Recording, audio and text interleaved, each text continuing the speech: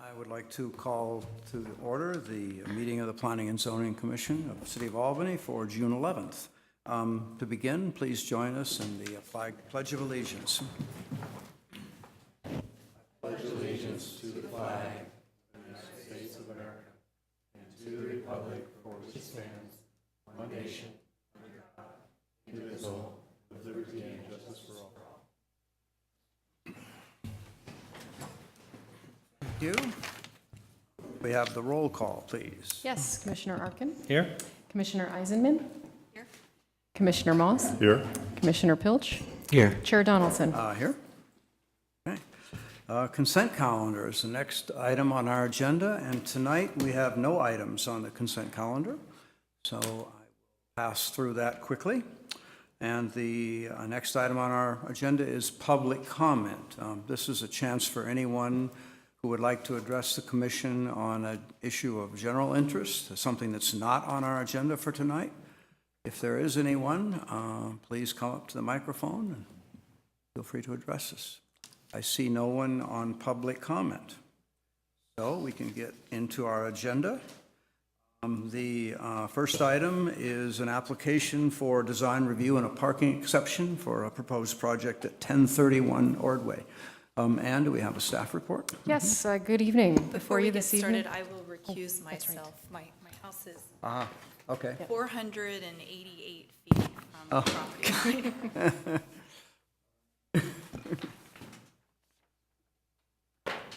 Before you this evening is a request for a design review and parking exception for a second-story addition at 1031 Ordway.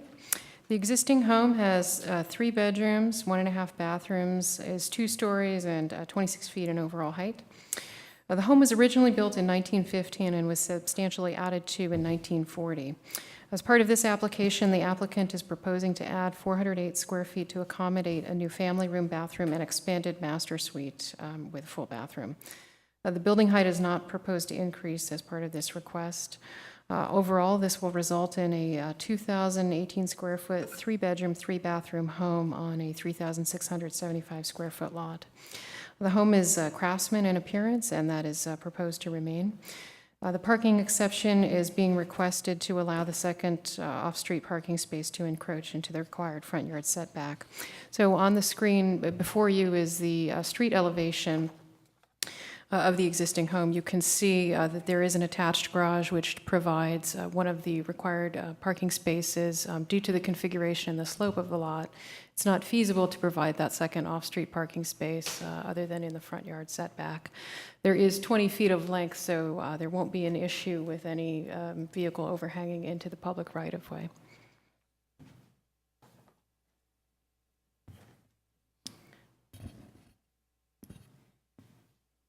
In the staff report, as well as on the screen, we've provided you the south elevation, which is where much of the changes are proposed. So this is the existing elevation, and as you can see, this is the proposed elevation. The roof line is proposed to change. Photovoltaics are included as part of the proposal. This will be the balcony for the second-story balcony for the master suite, and then below that, the family room. The floor area ratio is proposed to increase from 0.43 to 0.549. As the Commission typically acknowledges, additions which result in an FAR greater than 0.45 require exceptional design. Due to the existing slope of the roof, there are portions of the floor area in the existing second story which are less than 5 feet and were excluded from the FAR calculations. Additionally, the garage area has been excluded from the FAR calculations as the average perimeter height is less than 5 feet, making it exempt pursuant to Section 2024-050B1C of the Municipal Code.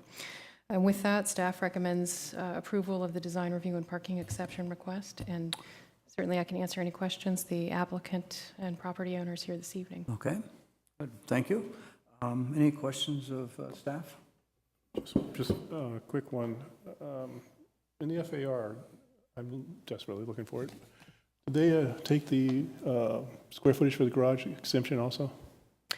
Yes, yeah, because as they indicated in their application, the average perimeter height is less than 5 feet. Yeah, it was excluded from the calc, but did they also take the deduction for that we allow in the code for a garage?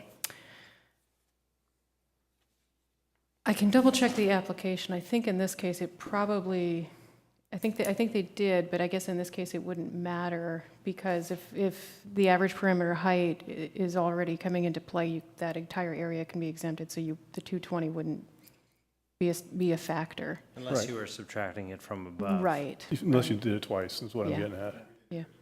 Okay, there you go. So what's the, and so you don't think it was counted, a double deduction? That's what I just heard from the audience. Okay.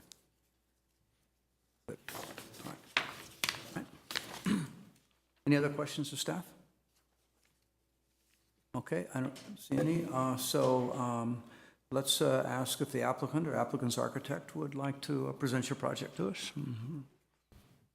Good evening. I'm Alex Bergtraun of Studio Bergtraun Architects, and my clients Jill Cooper and Clyde Morley are here also. They've lived at the home since 2007, and so they've had a chance to understand the home as well as can be and kind of grow to adapt their family to it. But I got to the point where they really felt they needed some extra space, and they wanted to be very careful about that the addition would seamlessly work into the existing home. And so we tried our best to try and tie it through so that everything would work well and not affect in a negative way the next door neighbors, either in massing or daylight plane, and we wanted to keep it as simple as possible. So in terms of materials, we want to match the existing. We're going to be doing all Marvin ultimate clad windows, or not clad, non-clad windows, so they can be painted, the existing color of the house. Windows, and we even went through a whole exercise to not just do true divided lights, but to look at the rhythm of the divided lights and look at them as an ABA rhythm and try to match that rhythm where we could, and where there wasn't an ability to do that, we looked at what would the original owner have wanted to do and tried to kind of get into that psyche and make it work so that it would be all seamless. So that's the project, and love to answer any questions you might have. Any questions of the architect? Nothing right now? All right. Thank you. So now I'll open the public hearing and ask if there's anyone in the audience who'd like to address the commission on this project, 1031 Ordway. Anyone coming forward? No speaker cards? Ann? Okay. All right. So seeing no one, I will close the public hearing and bring this item back to the commission for discussion. Like to start? I'll get us going. Great. Well, I think this is a very nice application. There's no increase in height. It's on a very steep upslope, so the parking exception is more than warranted. And they are providing 2 off-street parking spaces with this expansion, which is appropriate for a project of this size and age. They were able to solicit a few letters of neighbors' support, and it's handsome and appropriate. I really can't think of any reason why we shouldn't approve this project. Anyone else have any comments? My comments will be very brief. I just would echo Commissioner Arkin's comments.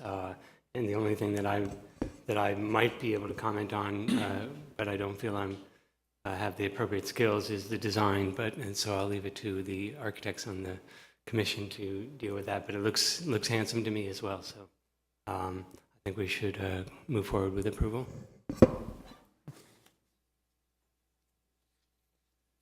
Bill, any thoughts? I'm sorry, I have one question for you, and you can answer Okay. from there. You replacing the fireplace with a gas insert? Not touching the fireplace. Okay, so it's a masonry wood-burning fireplace.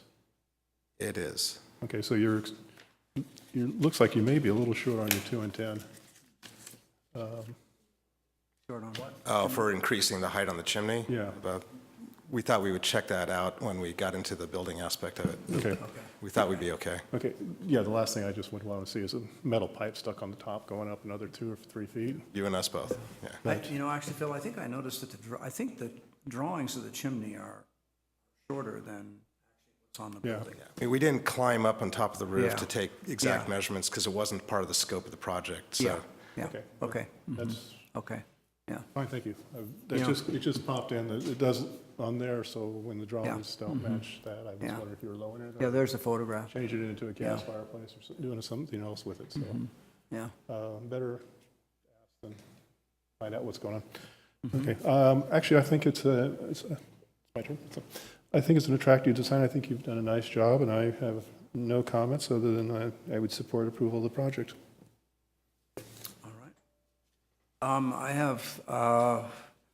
I really don't think I have anything to add. I'm always like to look closely at projects that get up near the limit of our FAR, and you're right at that maximum right now. We do like to have exceptional design. You're really not changing the front of the house, the front facade very much at all, if at all. And it looked to me like you were doing your best to integrate the addition into the house, and I think you probably met that standard, and I'm hoping the other commissioners feel the same way. I think it's an important one for us. Otherwise, I agree with what David has said. I think it's a handsome design and a very nice adaptation for expanding this house. I think it'll work for you. And with that, I guess I will accept a motion. I'll move PA 14-032 design review and parking exception for 1031 Ordway with the excuse me, with the findings and conditions as outlined by staff. I'll second. Been moved and seconded. All in favor? Aye. Aye. Anyone opposed? There is no one opposed. All right, so your project's been approved. There's an appeal period. It probably won't be appealed, but there is an appeal period, and after, I think, June 25th, there's a 14-day appeal period. So by June 25th, our decision will be final. You'll be completely a go, and the next steps are to meet with staff and decide, start working on your construction drawings and take it from there. Good luck with your project. Thanks. Thank you very much. You're welcome. Great. All right.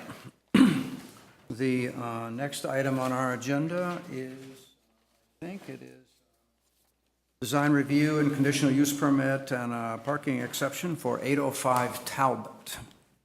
Is the applicant present? Representative, okay. But first, I forgot something. I want a staff report. Stacy is I'll need a rejoining staff us. report, yes. Oh, thank you. Yeah. Oh, and we need to get our commission back together. Okay, 805 Talbot. Okay, Ann? Yes, so the applicant is seeking design review, conditional use permit, and parking exception approval for a second-story addition at 805 Talbot. The subject site is a 2,500 square foot lot with an existing 647 square foot one-bedroom, one-bathroom home. The applicant is proposing to add 885 square feet of new living area. The home will be reconfigured to include a new single-car garage. Currently, there is no garage on site. Additionally, new family room, 2 bedrooms, and 2 new bathrooms are proposed. Altogether, this will result in a 1,490 square foot home. A parking exception is required to allow the second off-street parking space in the required front yard setback. Most recently, the Planning and Zoning Commission reviewed this at the March 12th hearing. At that time, the commission continued the matter to a date uncertain, pending changes to the plans. At that time, you directed the applicant to file for a conditional use permit to extend the non-conforming north wall vertically. It's located 8 inches off of the property line. Originally, the applicant was proposing to have conforming setbacks, but due to the fact there's a series of 2,500 square foot lots, you asked him to keep that wall in place. Move the house back by up to 5 feet to accommodate a legal-sized parking space in the front yard setback. You required the single-story addition to be set back 3 feet from the side yard property line on the north side and 4 feet on the south side. You requested that the pattern of the front door and French doors be shown on the revisions, that the building height be lowered by 1 foot, the horizontal siding on the front base should be shown, and that the window for the shower on the front facade shall have more of a vertical proportion. So in your staff report and on the screen, we included the original elevation detail, which is on the top, and then in the lower portion of the screen, you can see the revised detail. The French doors have been shown, as well as a new carriage-style garage door. The bathroom window has been enlarged per your direction, and the roof height has been lowered. The applicant, as part of their plans, is proposing to lift and relocate the home the requested 5 feet to accommodate that off-street parking space in the front yard setback, which results in a front yard setback of 20 feet from 15, and a rear yard setback of 20 feet 3 inches. There was some correspondence that was received, which was forwarded to you yesterday, and a copy is also located in the binder at the back of the room. That's the only comment we've received on this project thus far. With that, we recommend that you take action on the project this evening to approve the conditional use permit design review and parking exception request. And the project architect is here to answer questions. All right. Are there any questions of staff at this moment? See any? Okay. So now I'd like the applicant can come forward and tell us a little bit about the project and what changes you've made, and we may have some questions for you as well. Thank you. Ron Bogley, architect. I don't see my client here. I'm not sure where he is. So we did the various things that you guys suggested and required last time, as Ann just ran through. Restored the 8-inch side yard at the front of the house, which makes sense since all the houses on that street are that setback. The new rear addition is changed to 18 feet wide from previous 19. 3-foot side yard at the north, 4 foot at the south, some changes to windows and whatnot. Floor area, FAR, and lot coverage are all slightly smaller due to the changes in size. The front setback was changed to 20 feet from 15 feet. However, as I was working on this, I came to question the wisdom of this, so I'd like to discuss it with you tonight. I've driven by a couple of times, and the building where it is now lines up with all the other buildings on the street, including the detached garage next door. And moving this back is just going to kind of create a hole in the street front there, and it'll make a smaller rear yard and more useless front yard space. So I would request us reversing ourselves and allowing the building to stay where it is relative to the street. And coincidentally, not long after the last meeting, I had to rent a car to go somewhere, and I rented a full-size car and measured it at 15 feet long.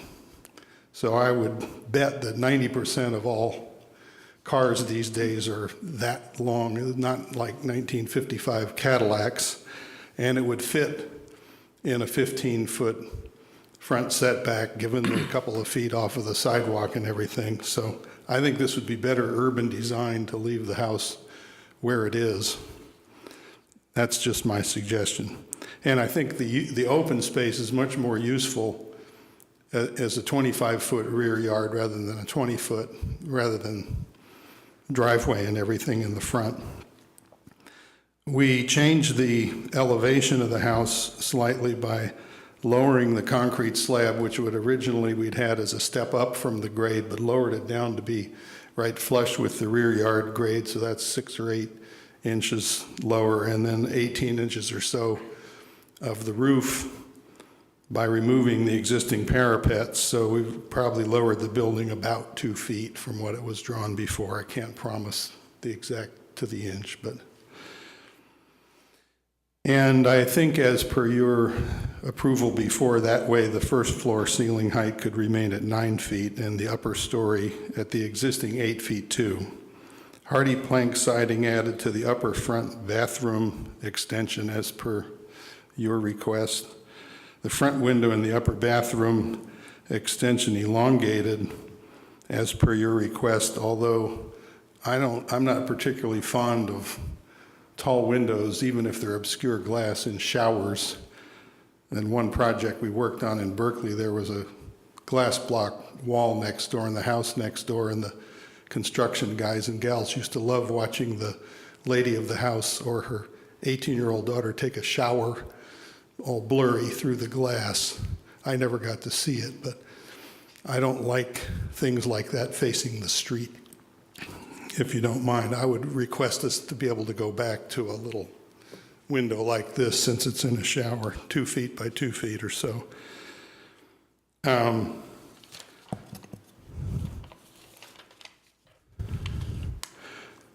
And you've seen the details drawn in of the front door and the French doors.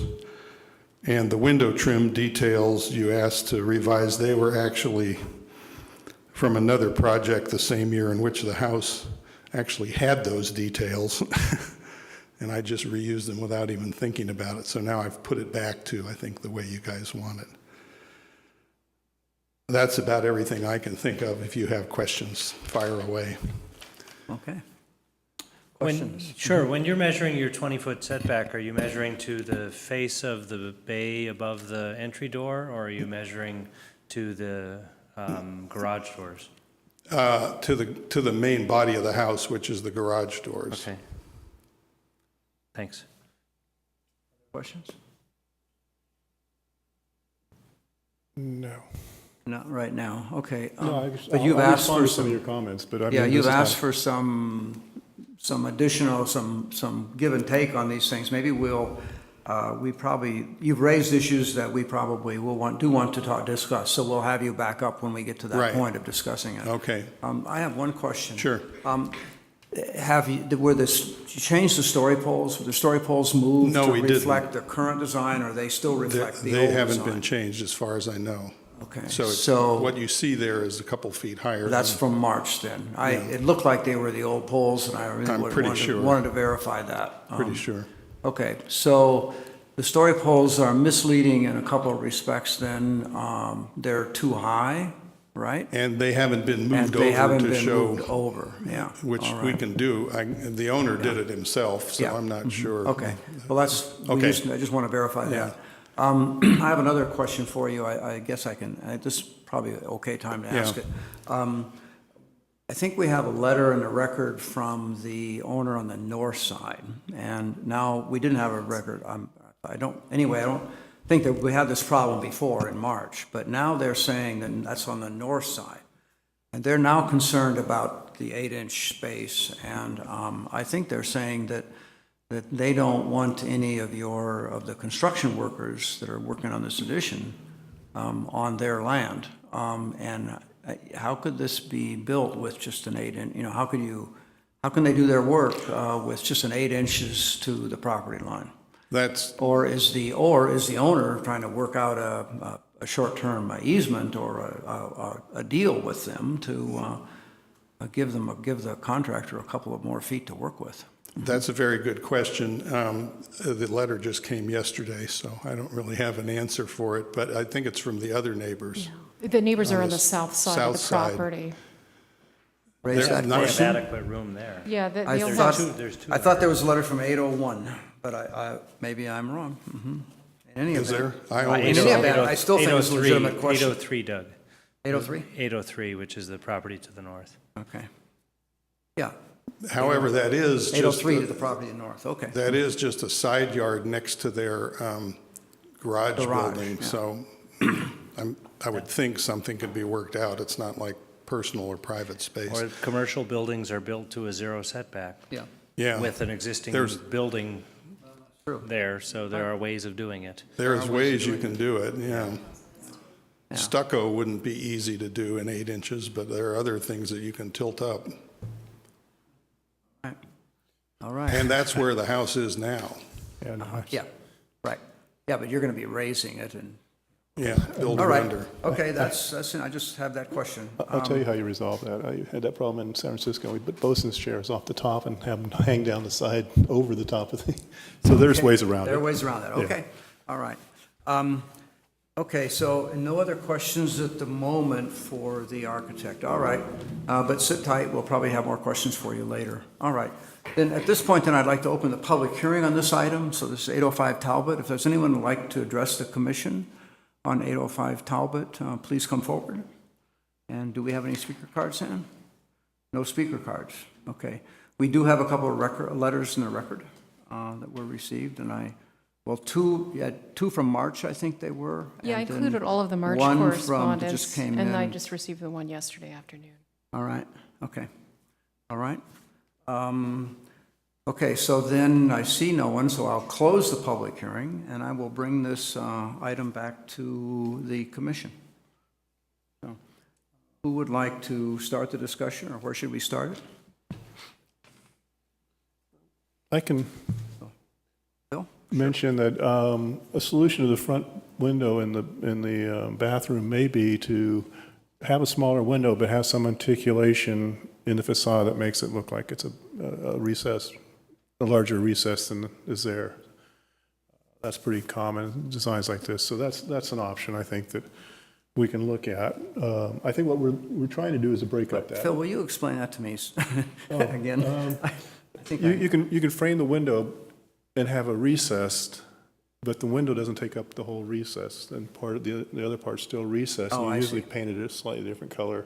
So Okay. it makes it feel like there's some articulation in that facade, but it doesn't have to be all glass. It becomes a spandrel panel. Right. Of some kind, yeah. Or Okay. just even plaster or whatever, so that but it gives it some type of texture, which I think is what we were looking for on that And facade. there are also different gradients of obscure glass. Right. You know, with a white laminated glass, you don't see anything behind it. So Right. for more light in there, that would be the recommendation I'd make is, you know, a heavier obscured glass on the lower half and then vision glass on the upper. But I think we can give those options, Okay, is what Phil's suggesting Right. is. The reason, and just so you know, the reason we sometimes do just go down to 18 feet in the front setback for a car. It's nice that it's 15 feet. Yes, that's about 15 to 15 and a half feet. It's a large size car, but very few people pull it right up to the front of the garage door. They usually leave a gap. And that's why the 18 feet is a nice number for. But there's also some, you don't pull a 15 and a half foot car right against the garage door. So there's 2 feet in front of the car, 15 feet, that's 17. So you got a foot. Well, we have to go with It's that. really That's our tough. code. That's our code. We have to go with the code. I'm sorry, but that's, to make an exception for that, we'd be making exceptions for everything.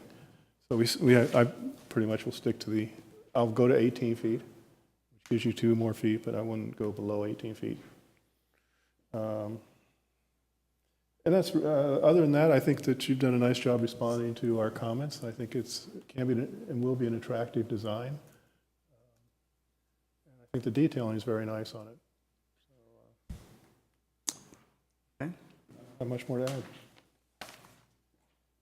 Is there anyone else who'd like to? I can continue. I don't have much more to add, other than I agree with the 18 feet. One thought I had is if there is a concern about privacy in the shower, it looks like in the floor plan that the 2 windows that you're bringing into the bathroom are both in the shower. So maybe it would be better to put the window over the toilet or in a different location so it's not right in the shower, and create a feature on the facade and just deal with bringing light in a different way, or have the one window in the shower that's to the side and another window that's in another part of the bathroom or over the vanity. It seems like that might be a better way of addressing the privacy issue. But I agree that the front probably wants some type of feature, like a relief in plaster or some kind of detail, and I'm happy to approve this tonight and let that be worked out in the field or with staff.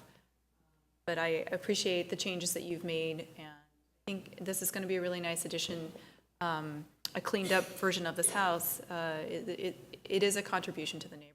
I realize that the neighbors don't recognize that just yet, but it adds value. So, thank you.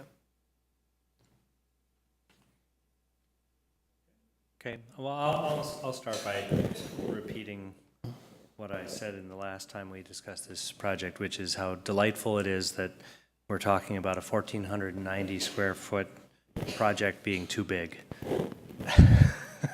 When in most Bay Area communities, that would be considered tiny. We are on a 2,500 square foot lot, which allows up to a 0.60 floor area ratio. This is less than that.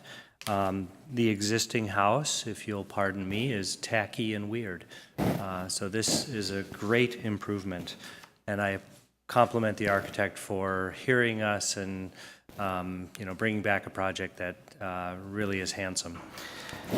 I don't think there's any need to make it smaller. I think it's been made better. I would agree with Phil that I think we can reduce it to an 18-foot setback to the main facade. That has that bathroom bay extending 2 feet into the front yard setback, which is allowed under our bay window or ordinance, provided that such bay is less than 25% of the facade, which it clearly is. So, given all that, I think this is a great project and worthy of approval.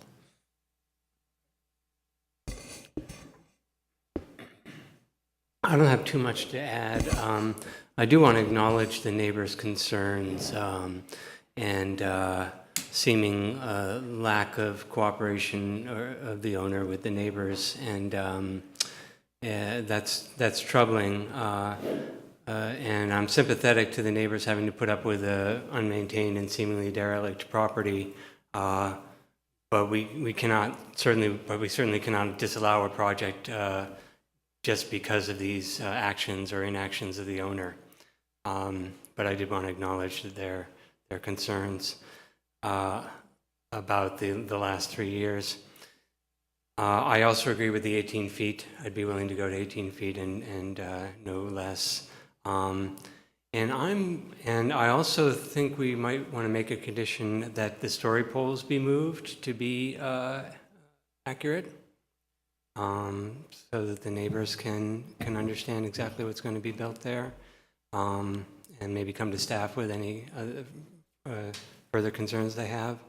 And I'd like to know, I can't remember in the last meeting why we asked that window in the front to be enlarged. Was it just so that the window would be more in proportion with the other windows and features in the front? Okay.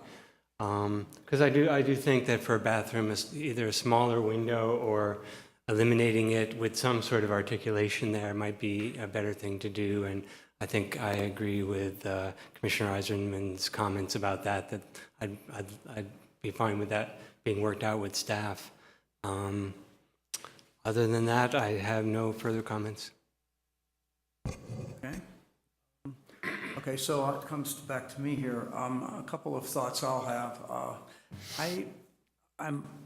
You tell me if anyone else sees this. I still think that the window, that be in the front there, is somewhat too large now, out of proportion. I would reduce it by 10 or 20% in each dimension. I think it's a little bit.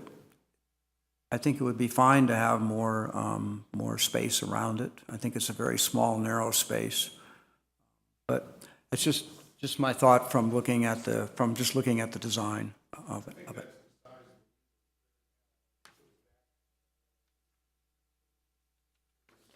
Okay.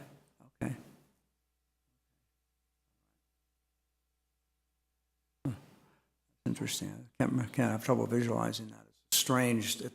It's a strange design there right now. I didn't look at it closely.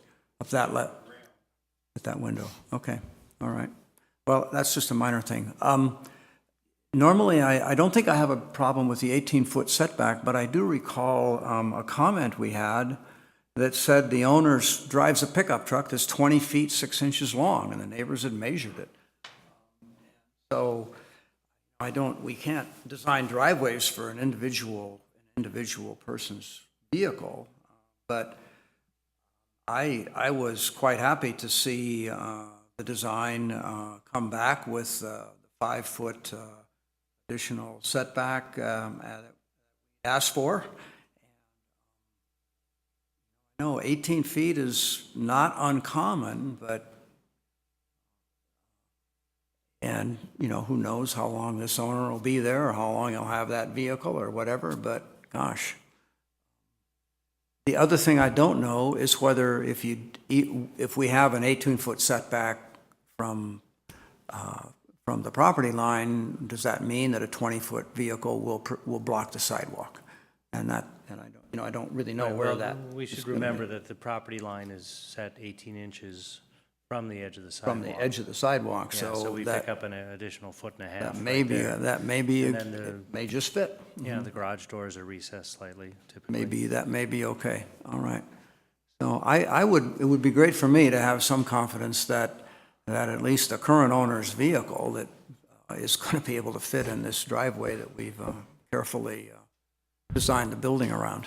I don't see any record of the 20-foot length in our correspondence. That might have been an oral comment, and I thought for sure I read it in one of the letters. you may have, but I haven't been able to find it yet. Yeah, well, you may be right. But I don't know why, I wouldn't have come up with that on my own. No, I do remember that. Yeah. I'm just thinking it might have been an oral Yeah. comment.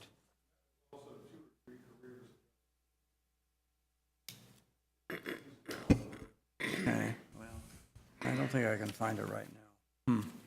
All right. Well, Doug, if I may, to address your concern regarding the window, I think our primary goal was that it have a more vertical proportion so Right. that it That's fit right. with the rest of the facade, and I think That's it right. does that well. It does. Personally, I find the proportions to be just fine. You're okay with it? Yeah, Yeah. I think if it got a little smaller, it would be okay as well, as long as it maintained Yeah. that more vertical, aspect to it. Well, it is unusual to have a bathroom in the front, and having a window and a bathroom, all those are unusual, and in those circumstances, if the commission is comfortable with the way it would look a bit smaller, then I'm in favor of. Well, I think making it we a could say it can't be any bigger than what's illustrated. For sure, for And sure. then let the architect Yeah. and the owner work out how they Yeah. want to do that. Okay. And I also had, as I alluded earlier, constructability questions about having keeping the 8-inch setback on the north side. And I'm glad to hear that there are ways around that, and both people who have experience on the commission can say, yes, that is not a deal breaker, and that it won't be necessary for them to, absolutely work out a construction easement or something like that. So I'm comfortable with that. I think it is a concern, and I think it's going to be up to the contractor to make that work. Yeah, and I think I need to disagree with Nick on the recommendation of relocating the story poles. If we approve this tonight, I don't think that should be a part of our approval, because Yeah. that kind of opens the door to, We've never done that. some type of challenge. I can visualize it, based on what's there now. Okay. Lowered a couple feet and slid a few feet to the north. Okay. They're more conservative than what we're recommending, so the recommendation and the adjustments will be smaller than what's there now. Okay. Right, but I think if Moving in a if we direction. approve it, we're done. Yes. Okay. I Is what I'm agree. saying. I Okay. agree. Okay. All right.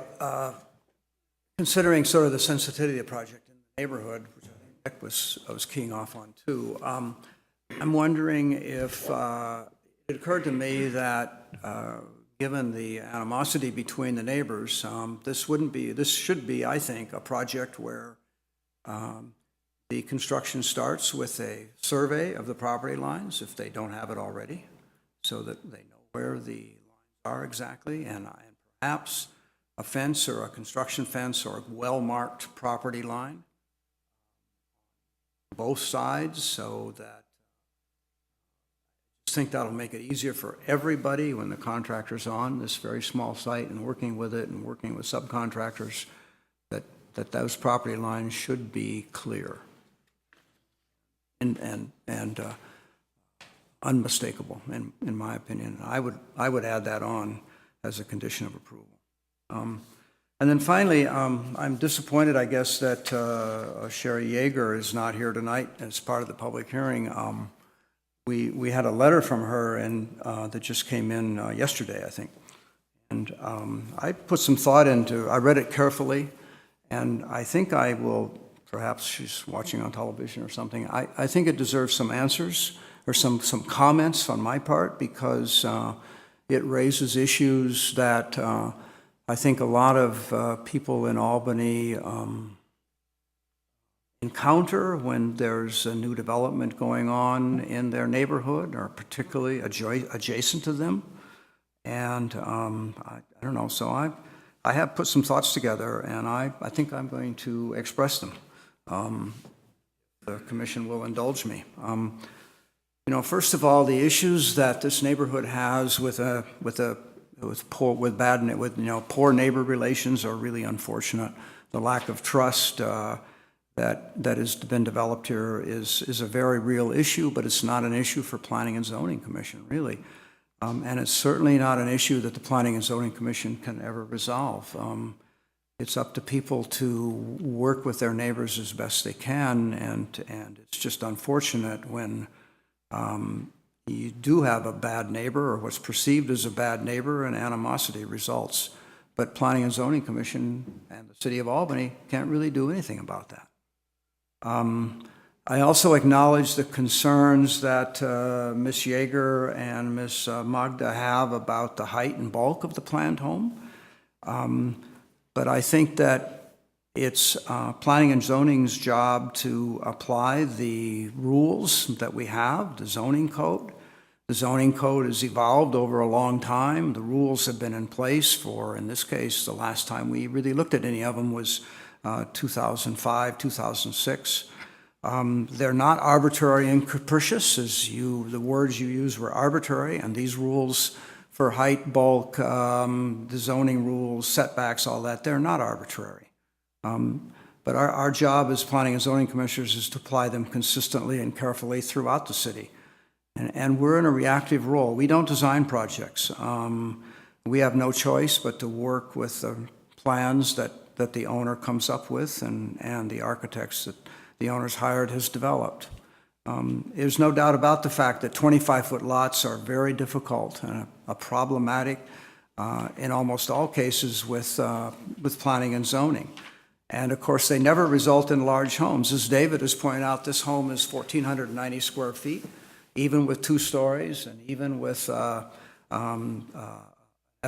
that approaches what the maximum we allow, but it's still only 1,490 feet, square feet, which maybe is large for this lot, but it's a very small home in the Bay Area, and it's actually probably smaller than the average size of Albany homes.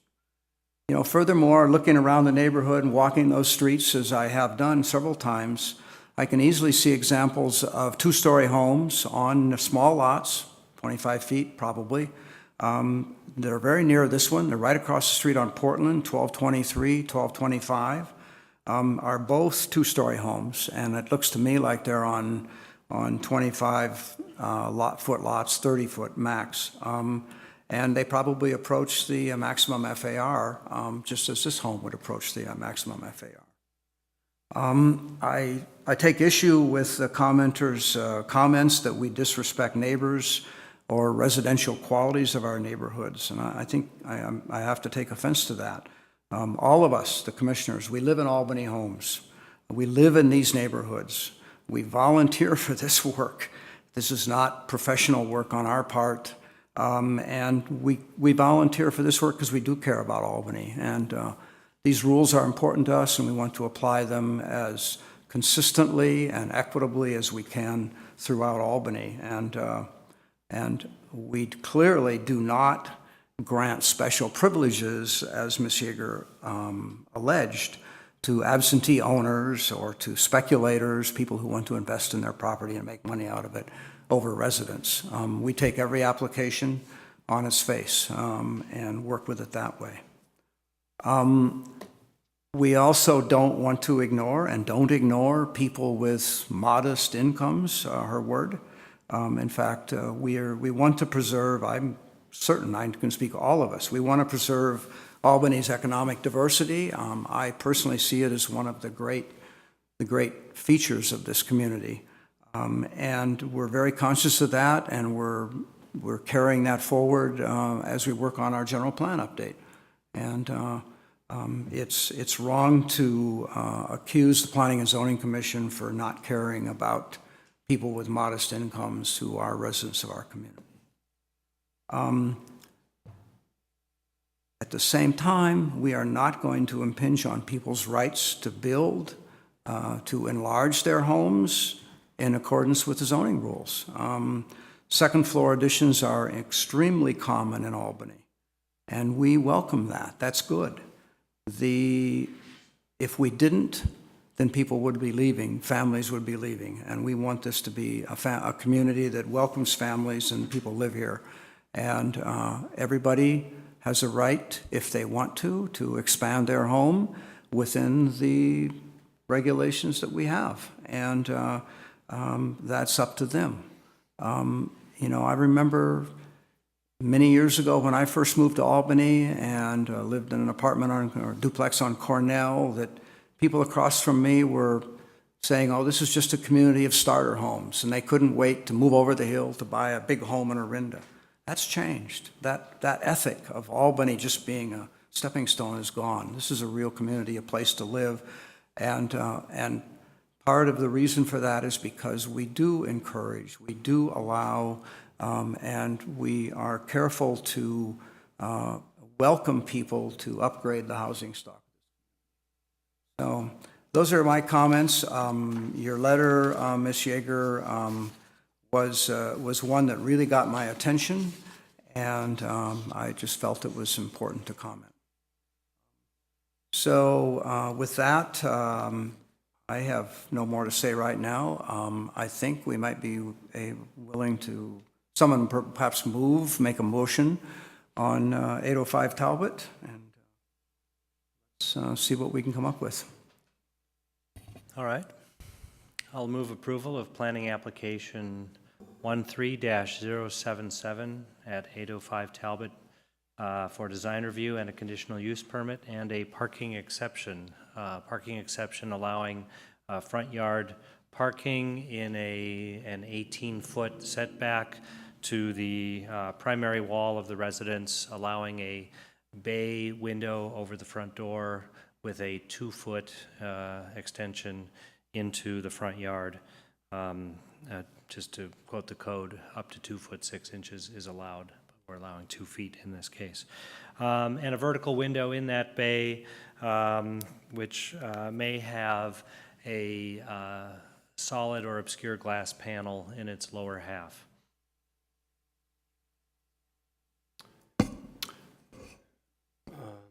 I was interested in Commissioner Donaldson's ideas about requiring a survey. Good, a survey? Yes, thank you. There's actually a survey in this drawings. He's asking for the property to be staked. Yeah, Yep. Has it been staked already? the corners haven't been set.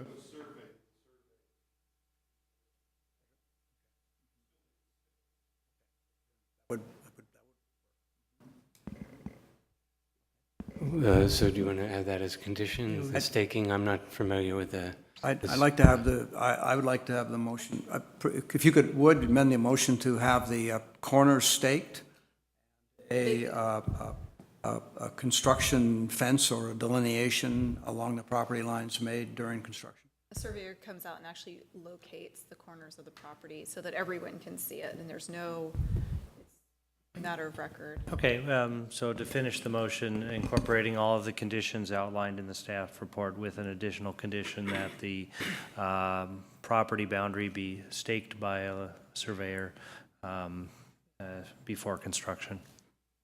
Mm-hmm.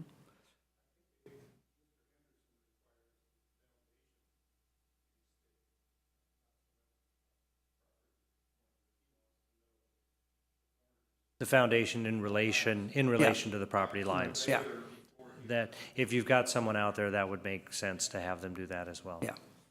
Okay, I think that's covered. I'll second that. Okay, so it's been moved, seconded.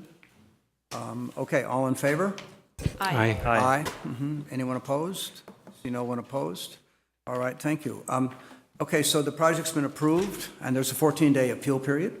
And so that would close, I believe, on June 25th. If no one appeals, then our decision is final. And you can move forward. Okay, great. Doug, before we move on, I just want to thank you for your thoughtful remarks. on Yes, that item. thanks. Oh, Yes. oh, good. Okay, good. Yes. Okay, great. Good.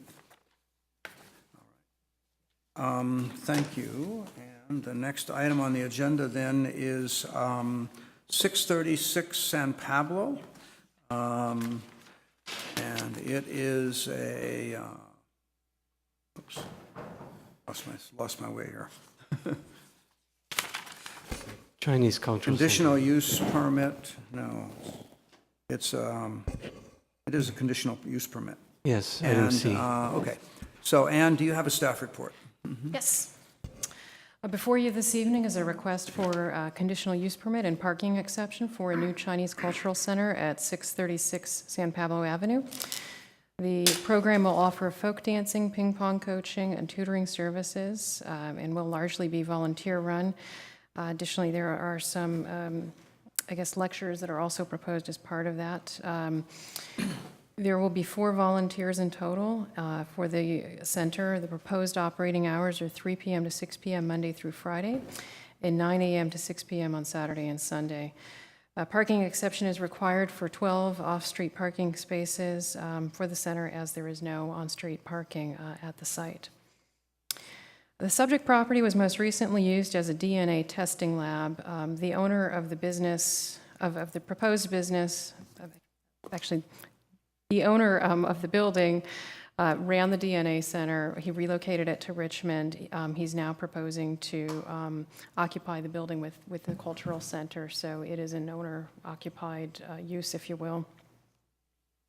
The property owner lives in Albany and has been in the community since 2002 and purchased this building in 2009. Upon vacating the building at the beginning of the year, he and his architect began working on plans to improve the building, including ADA accessibility and facade improvements. In the time that he's owned it, the upgrades have been minimal and limited to electrical service and installation of a new exhaust fan.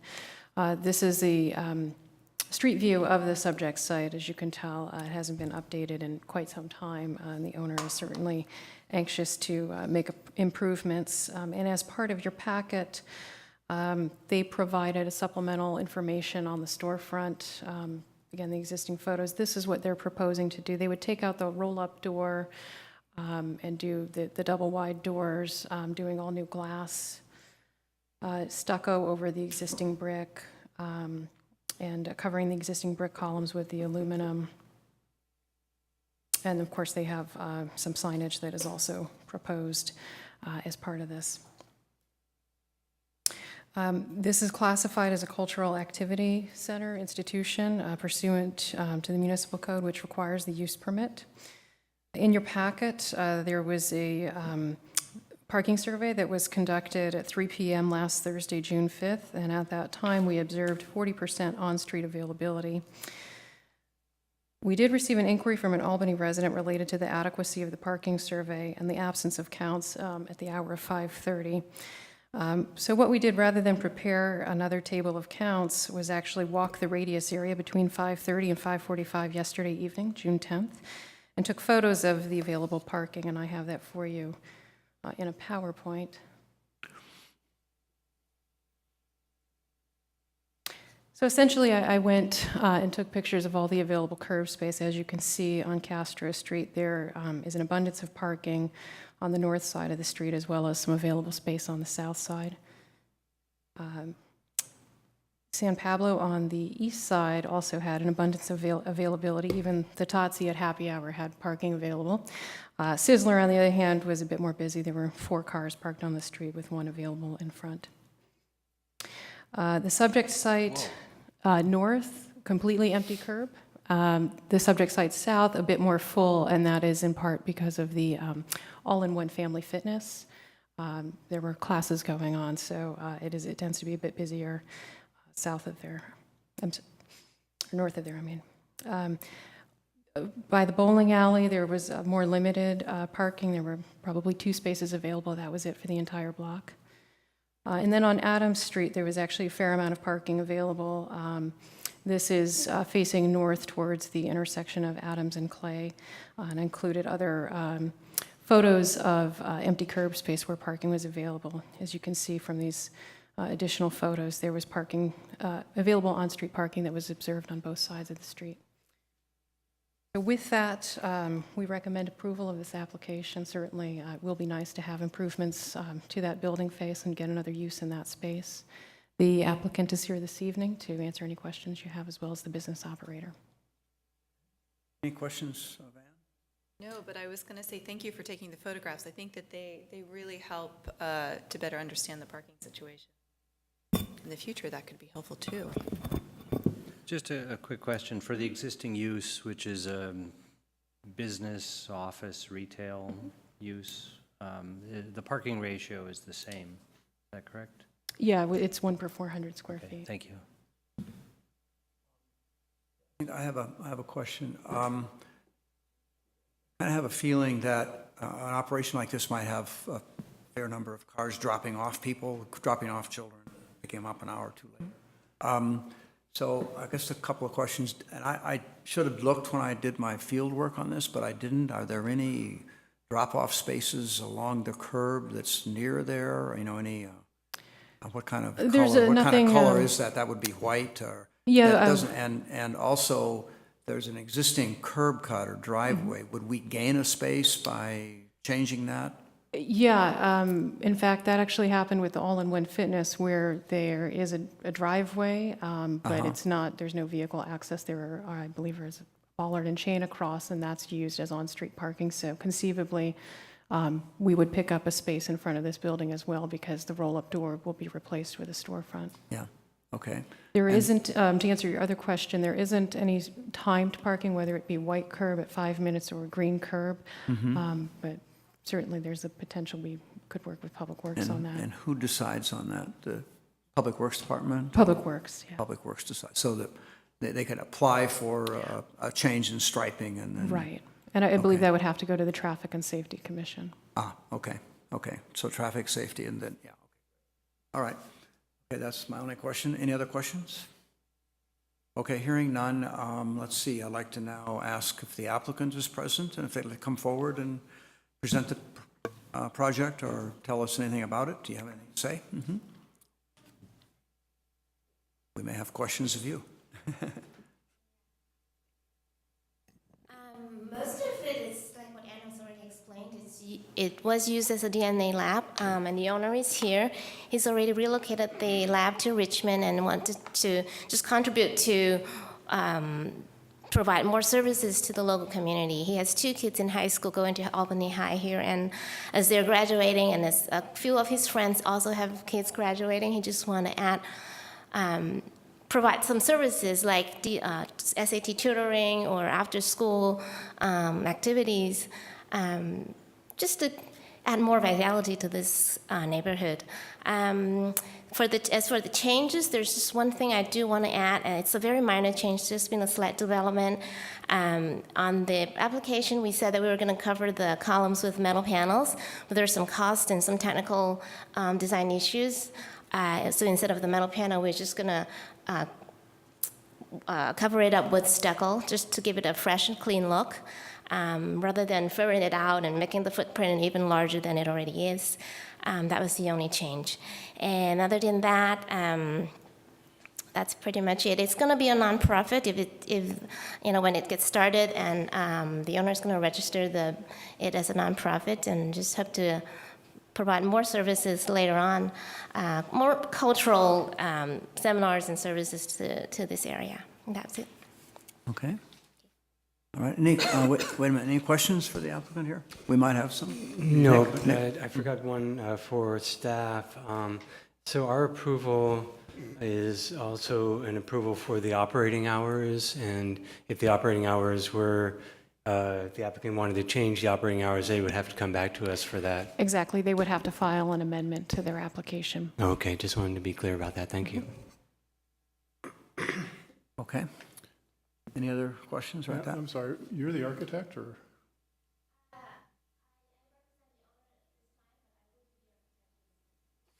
Okay, so the architect's not here? You are the architect? okay. Okay. She will be, if it's approved. If it's approved, so you drew these plans? Okay. Okay, You might want to come up. okay. Come up, come back. We don't want to 'Cause have you that- on the microphone there. So all hear well.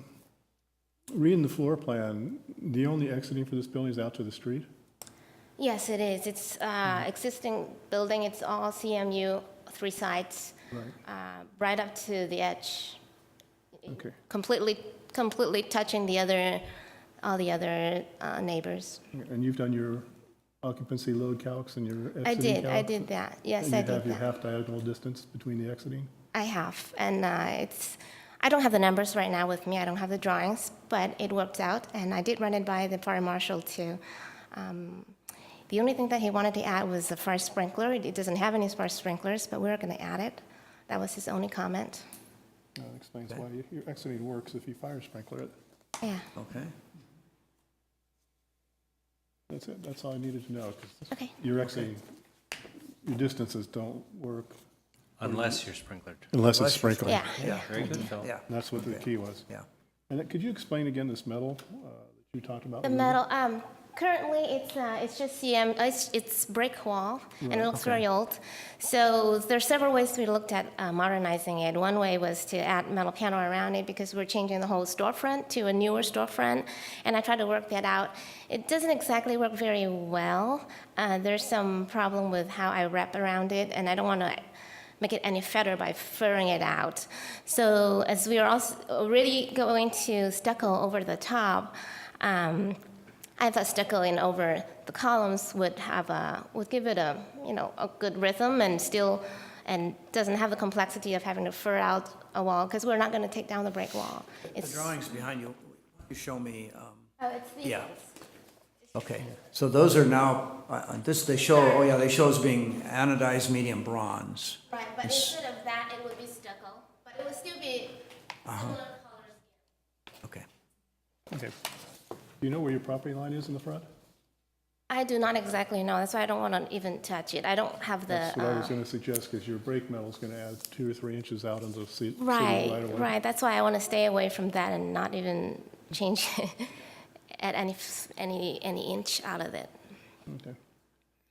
Well, I think I could go with the stucco or the cement plaster, actually. Yeah. But it'd be interesting to change textures so that you weren't just all sand coated all over. Oh, the whole stucco, thing. 2 different types of stucco then. It's the same stucco, it's just different colors.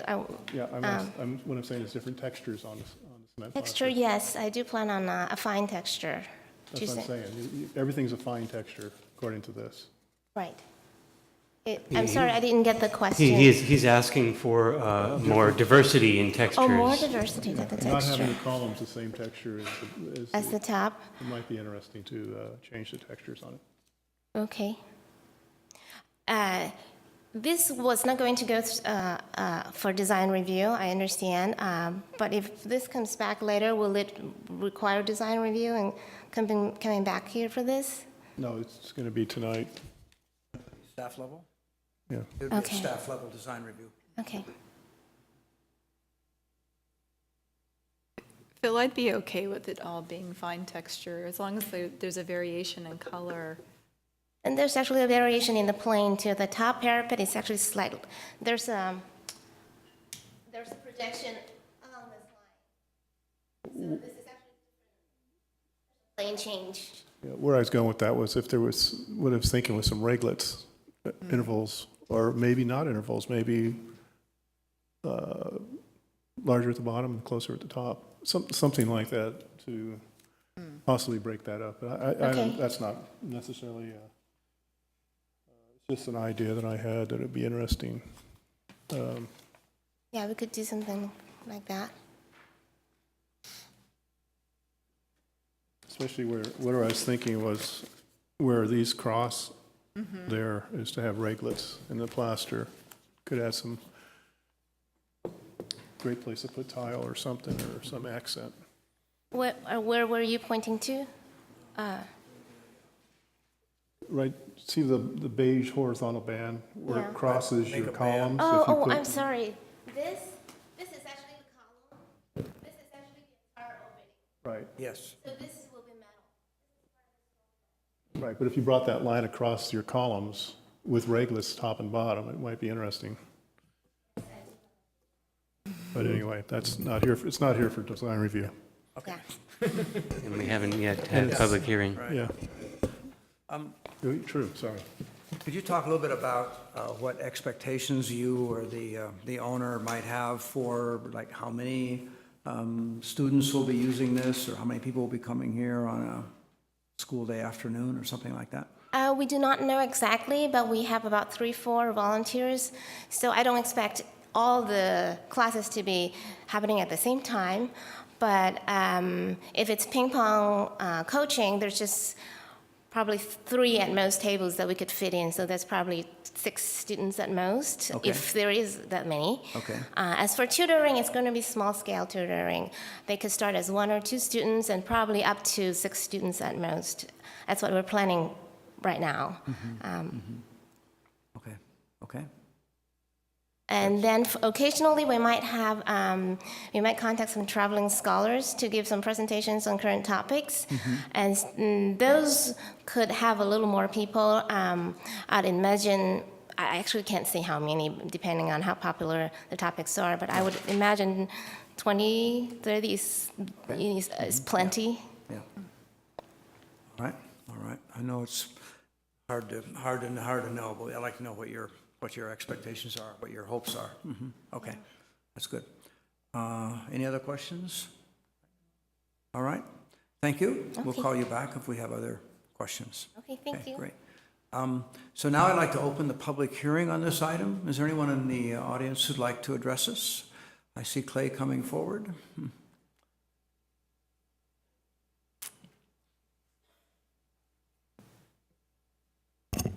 Clay Larson, Albany residents. I appreciate you at least doing the pictorial survey. I'm surprised at the results on Adams Street. I guarantee if you go there now, there are no parking spaces, and every driveway is parked in or across. So there are certainly times during the evening where parking on Adams Street and Canes also is very problematic. I appreciate Nick Pilch's comments, and I assume this will be reflected in the findings that this is approval was for those specific time periods. Yeah. There is a statement in the application, something the word, these hours are approximate depending on activity. Yeah. They can certainly shrink, but these sort of should be viewed by the applicant, understood by the applicant, as setting the boundaries. I also noticed that they didn't name this the after-school ping pong and SAT preparation academy. They named it a nice Chinese culture center. It looks like they're spending quite a bit of money on the on new facade. So I think it's a pretty significant investment. And I think the applicant should be made to recognize that the process of turning this into a more general culture, a real cultural center, with lots of evening activities would be separate and different and may cause problems in terms of the parking exception.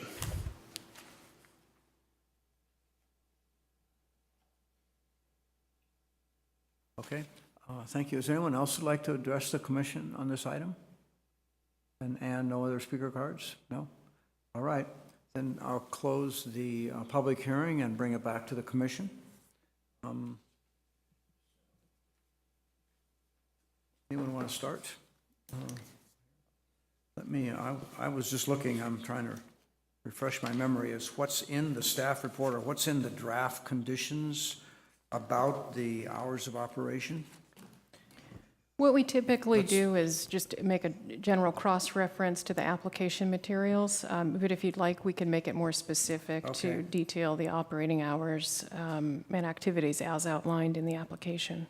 What I What read does- was 3 to 6 p.m. Monday through Friday and 10 a.m. to 6 p.m. Saturday and Sunday. Oh, the staff report says 9 to 9 a.m. 6. Oh, I'm sorry, 9 to 6. 9 a.m.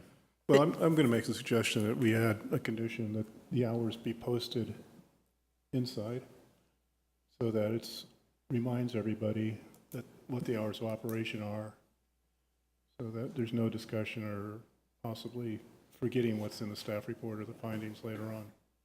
Similar to an occupancy sign, we can put hours of operation sign up. Well, one thought I had is if this is actually a cultural center, if there really is kind of an intent to gather people, you could, Yeah. you know, small weddings, small, you know, events. I think that this could actually be a good location. It's just whether or not we'd be willing to allow the parking.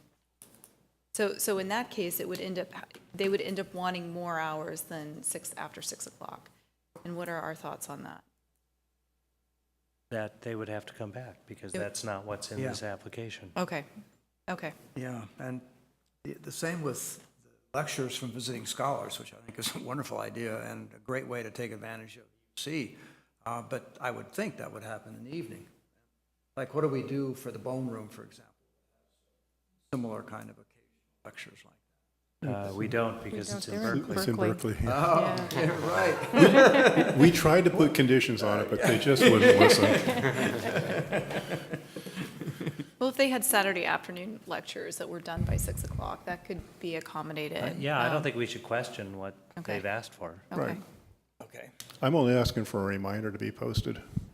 Well, I think that the title of the building was raised, and so if there is an intent to use it for purposes beyond just tutoring and ping pong, then this would be the opportunity to talk about it right now and find out, you know, if there are broader intentions.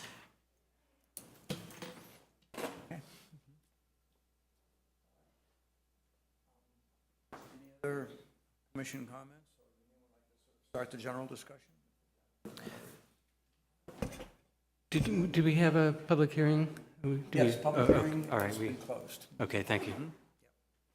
So it's back to the commission. Well, I support the transformation of this from a DNA testing lab to a quasi-public and more inviting front facade.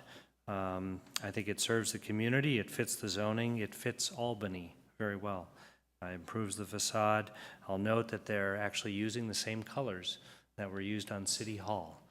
I don't know if that was intentional or not, but that's what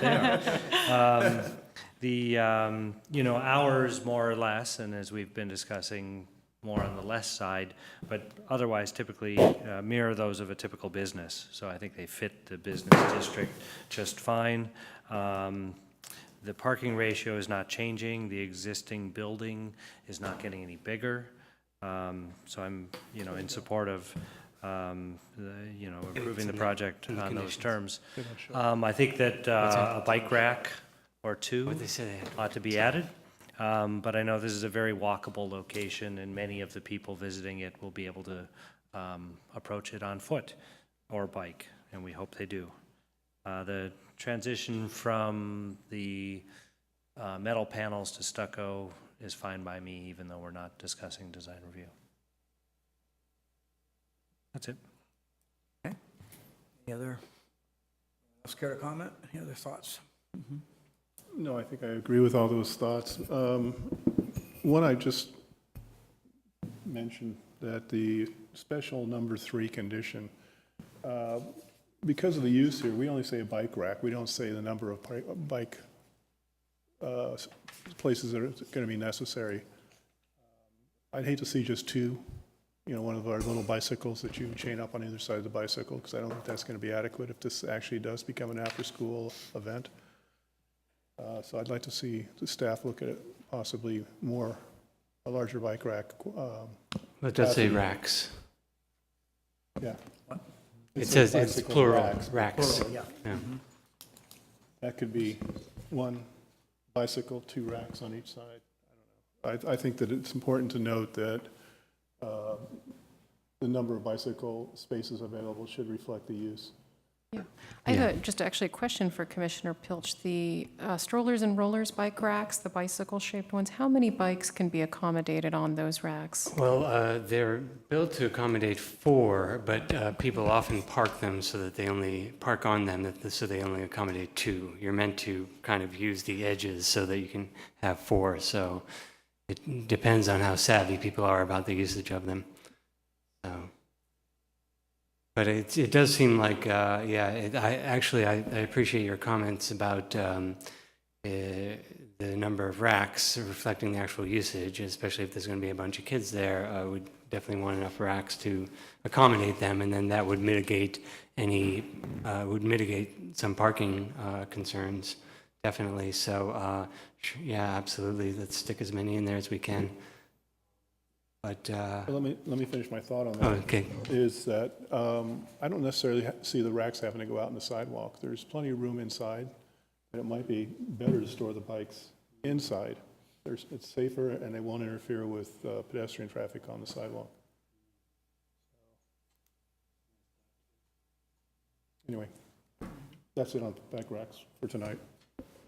Well, I'll just continue on then, and thank you for those comments, and those are good as well. And I think that given the operating hours and the mitigation of the bike racks, and the surveys done by staff, I'm not concerned with the parking, but I do think the parking would have to be revisited should operating hours change.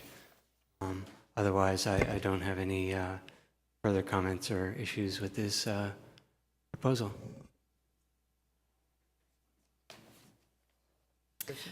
I might be confusing Albany with another city that I recently applied with, but in this district, are they allowed to have 2 special events a year and that they can apply for? And am I remembering incorrectly? Is that? If they have special events, we actually require them to come back to us. I mean, it depends on what the nature is, but To the Planning and Zoning Commission or to the staff? it's a staff level approval for temporary uses. So if there's a one-off, one-day event, they would come back for temporary use.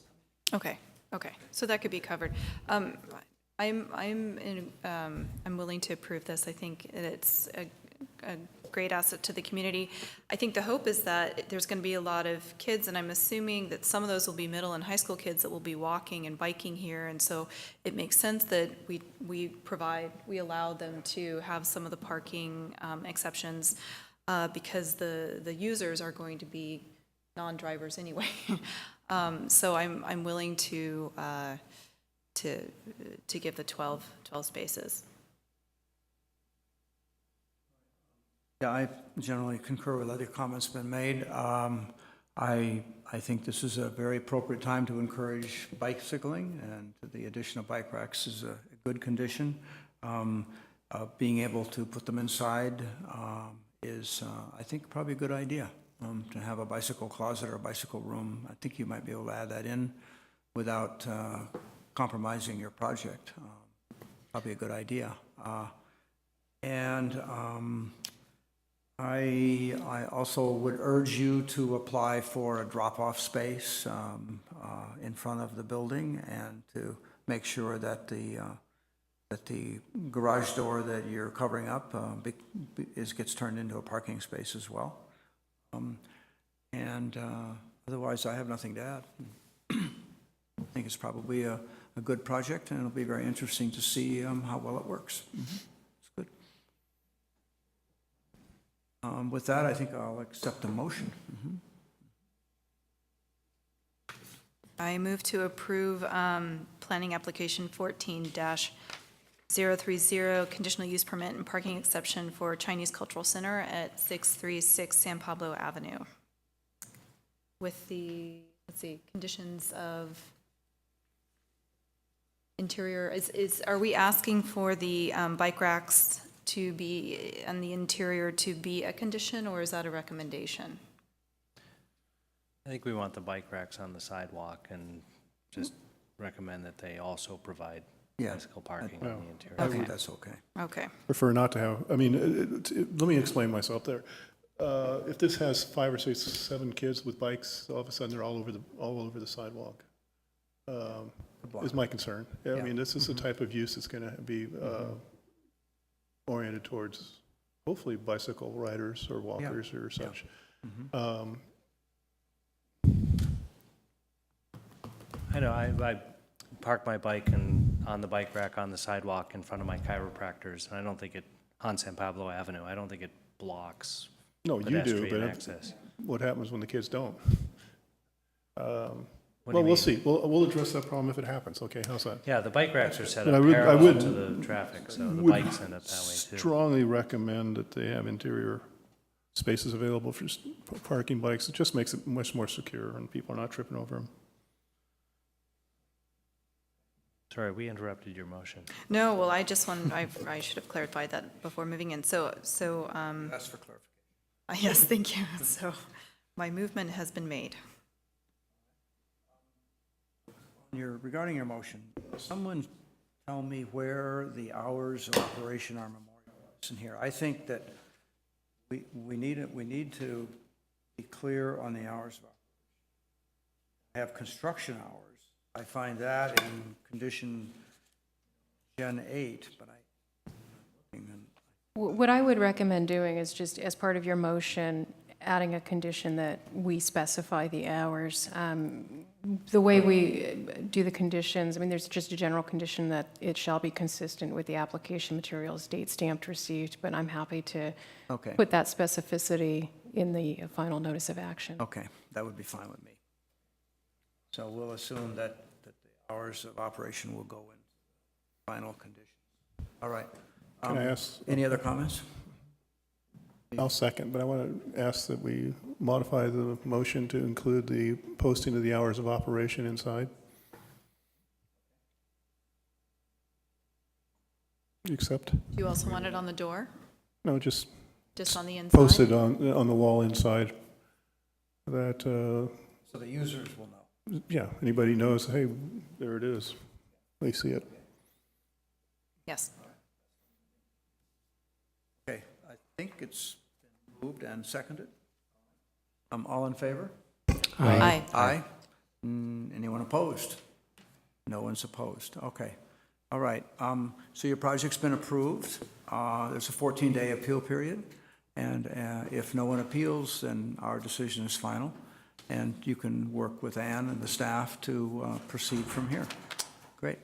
Thank you very much. Good luck with it. We'll be very eager to see how it comes out. Good. Thank you. All right.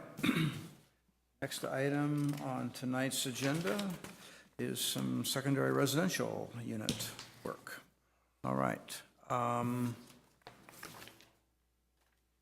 So this is a public hearing, and we'll be looking at amendments to the zoning code to address secondary residential units.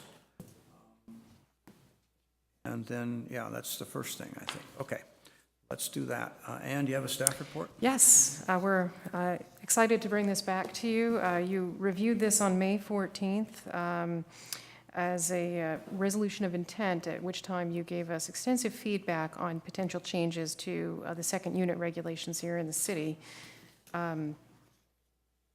We gave you recommendations related to development standards, parking requirements to be consistent with state law, and permitting second units in the R2 zone. In response to our recommendations, you gave us more feedback for changes, which is great. This includes allowing secondary units by right in the R3 zoning district, increasing the maximum building height to 16 feet with a 9-foot wall when the structure is less than 3 feet from the property lines. Allow 0 setback with firewalls and no window openings. That way, some existing structures, detached garages, accessory buildings, that sort of thing can be converted a little more easily. Simplify findings with cross-reference to the residential design guidelines. Eliminate the reference to one bedroom in the second unit definition, and include an amnesty program in the code comparable to the City of San Carlos program, which we gave you in your application materials last time. So we have made all of those changes in the draft ordinance. So in your packet, you have a resolution asking for a formal recommendation to the City Council. This was noticed in the newspaper. So upon your action tonight, we can schedule it for City Council hearing for this to actually go into effect. I wanted to just touch bases briefly on the legalization program. Last time we had some discussion about the use of the word amnesty, so we're now calling it a legalization program. We've largely taken the San Carlos language and included it in section 2020-080F to establish policies and procedures for legalization of existing unpermitted units. As part of that, we also created a separate handout that we would give to property owners interested in pursuing this. We would keep this available ongoing. Some cities elect to do this for a period of time. Certainly from your conversation last month, you concluded it's better to have this as an ongoing thing as properties turn over, new owners have the opportunity to correct their situation. This would, to legalize it, not only would an applicant submit plans, but there would be a surface inspection that would be completed by the building inspector. And we would be relying on building codes to help us make determinations and determining health and safety standards for the particular unit. So with that, we recommend that you forward the recommendation, adopt the resolution to forward a recommendation to City Council, and we can bring this to them and get the second unit regulations changed.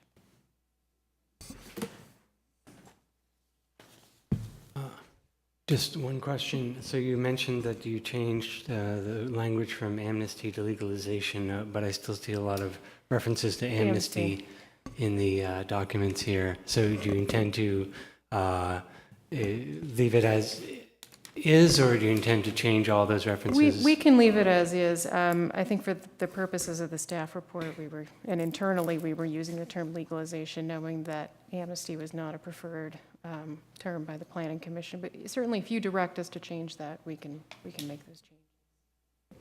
I think we just being consistent is what you're suggesting, that it'd be one or the other. I think that would be good. Yeah, the consistency. And in the draft zoning ordinance, the draft language, there's items that are highlighted in yellow that I didn't quite understand. Yeah, what's going on there. it's actually, that was left in there and that should have been taken out. That was really more to help us internally track where particular words came into okay. play so that we didn't miss it as we were making changes to the ordinance. Okay, so it's an editing tool, and it really, right now, it has no meaning for us, then, yeah. Okay, thank you. All right. Let's see, Commission, how should we proceed? I think, any other questions of Ann? I do have a question. Please. Mhm. And this is not quite off topic, but it's getting there. So if I want to come in and legalize my secondary residence, what's the cost? Do we have a fee structure yet? That's one thing that we're working on. And we figure we can do that through the master fee schedule. And actually, I'm glad you asked that question, because we struggled a little bit with this. And looking at San Carlos, for example, they had pretty high fees. For example, I think they had a $3,000 sewer connection fee on top of all the building permit fees. I think in our case, we'd be looking to make it substantially less than that. Just, process it as we typically do, which is tied to valuation. And so that it doesn't disincent a property owner from proceeding with legalization. Yeah. Okay, that's what I basically needed to know, that this was either a fee neutral or because there's some cost for the inspector to go out and do an inspection. Right, I and think your we'd want staff to, time. do the cost recovery in terms of any plan checking and inspections. But I don't think we want to go the other way and charge so much money that there really isn't an incentive for a property owner to legalize their unit. So it would be up to the council to set the fees, then? Yeah, and I think we would have to do a little bit of we could potentially do a fee nexus, or we could just decide doing it at a minimum cost based on, what the time and materials would be for the inspector to review plans, if going out and doing an inspection. Or currently, if you came in with an application for a second unit, a new one, you would give a valuation on the application, and your permit fee would be some percentage of that. And if you had no improvements, it would be just the minimal fee. Minimum fee, which Right. minimum fee right now is $95. That covers staff time. No, but it certainly is not a disincentive. No. Yeah. Okay. Any Thank other you. questions of Ann? Okay, so we want to have a public hearing here, I believe, is that right? On this, yeah. And then I guess we'll do that. So Is there anyone in the audience who'd like to address the commission on this? Good. All right. Yeah, stand back. Stand back. I'll be last, too. Good evening, I'm Alexa Hauser, I'm an Albany resident, and I'm delighted to see this come back to you and hopefully see you take action, and I'm delighted also to see the improvements in it. I recommend that, following up on Commissioner Pilch's comment, that if the term that you want to use is legalization, that's certainly on the forms that the public sees, that the word legalization be used rather than amnesty and legalization, and I think it's a better term also. And yeah, there was something else I was gonna. I concur with the sentiment that the fees should be part of the incentive rather than a counter disincentive. I think this is going in the right direction. I'm interested in this issue primarily because I want to see more housing available for low, very low, and no income people. And I think the harder we make it for people, the less it'll be used in that way. So thank you very much. See no one else who would like to address the commission? So I'll close the public hearing and bring it back to the commission. All right, where can we start the discussion? I have a comment, and I think it's an item worthy of some discussion. The language that is proposed is that there be a maximum building height of 16 feet, which I agree with, with a 9-foot wall when the structure is less than 3 feet from the property lines. That suggests to me that you can have a wall right at the property line that's 9 feet tall, and then a roof that slopes at any angle, including a very steep angle, up to 16 feet. And I believe the intent of our conversation was that one go to a 9-foot height at the property line at a 0-foot setback, and then draw a 45-degree daylight plane and do whatever you want inside of that daylight plane, up to 16 feet. Up to 16 feet, so I think Yeah. we need to include the wording for the daylight plane. Yeah, and rather than make it a 9-foot wall, make it to a 9-foot height at the property line. Right. And then a 45-degree angle from there up to 16 feet. It's a good clarification, because if 9-foot height means 9-foot plate height to me. Yeah, 9-foot wall could be a 9-foot interior. Yeah. It leaves some room for interpretation or misinterpretation, so I think this would be clear. 9 feet to the top of the roof at the property line. The meeting at this was for that was discussed, but was there a good discussion on that? Feet?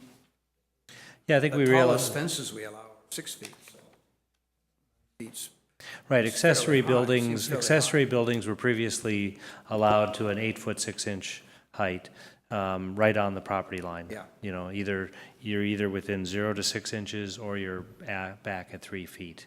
So I think what we acknowledge is that 8-foot 6 is a difficult height to have, you know, a floor level with clearance, you know, to materials out of the grade, and then adequate ceiling height and some structure for an insulated roof. So we moved that up from 8-foot 6 to 9. change of 6 inches. And one of the places where I was concerned that people would start looking at cutting this back is in the roof joist sizes, which then reduces the amount of insulation you could put in, and so you've got a less energy efficient unit. So it's better to go up to extra 6 inches, get a full size rack. I just want to make sure that we're marking this per your direction. So on page 9 of the draft ordinance, 3A, within 3 feet of the property line, no exterior wall shall exceed 9 feet to the top of roof at the property line. I want to make sure I get this as you intend it. Well, see, this one, the unfortunate thing with the way it's worded is if we 9 feet in height under the roof slope would mean to me that's under the roof joists. So we want to Or take out rafters. under the roof slope and just say Yeah, to the top of the roof. 9 Right. feet to top of. and there's your 45 degrees. Yeah, I think we should just say that the structure shall Max- fit within a envelope measured 9 feet at the property line and a 45-degree angle of a daylight plane from there. And that would be consistent with how we do other daylight planes. Let's just leave it, let's do it that way. Yeah, I and feel then more how comfortable. where they locate the wall and how they build the roof within that is up to the applicant. Though it should still be, I believe, an accessory building should either be within 6 inches of the property line or greater than 3 feet, 3 feet or greater. I think that's still in play.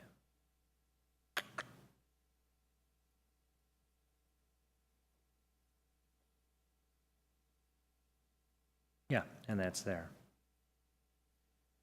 So that's there. That's covered. You have that? Yeah, so within 3 feet of the property line, the structure shall fit within an envelope 9 feet in height at 45-degree angle. Yes, but I don't want someone going up 9 feet, And over then 3 over. feet, and then thinking that they can go up 4 feet at that point. That 45-degree You want it daylight plane continuous. continues. So it shouldn't even bother, don't even bother within the 3 feet. Ah, okay, Just say, okay. structure shall shall fit within an be envelope. within a daylight plane measured 9 feet vertically at the property line, and then at a 45-degree angle from there.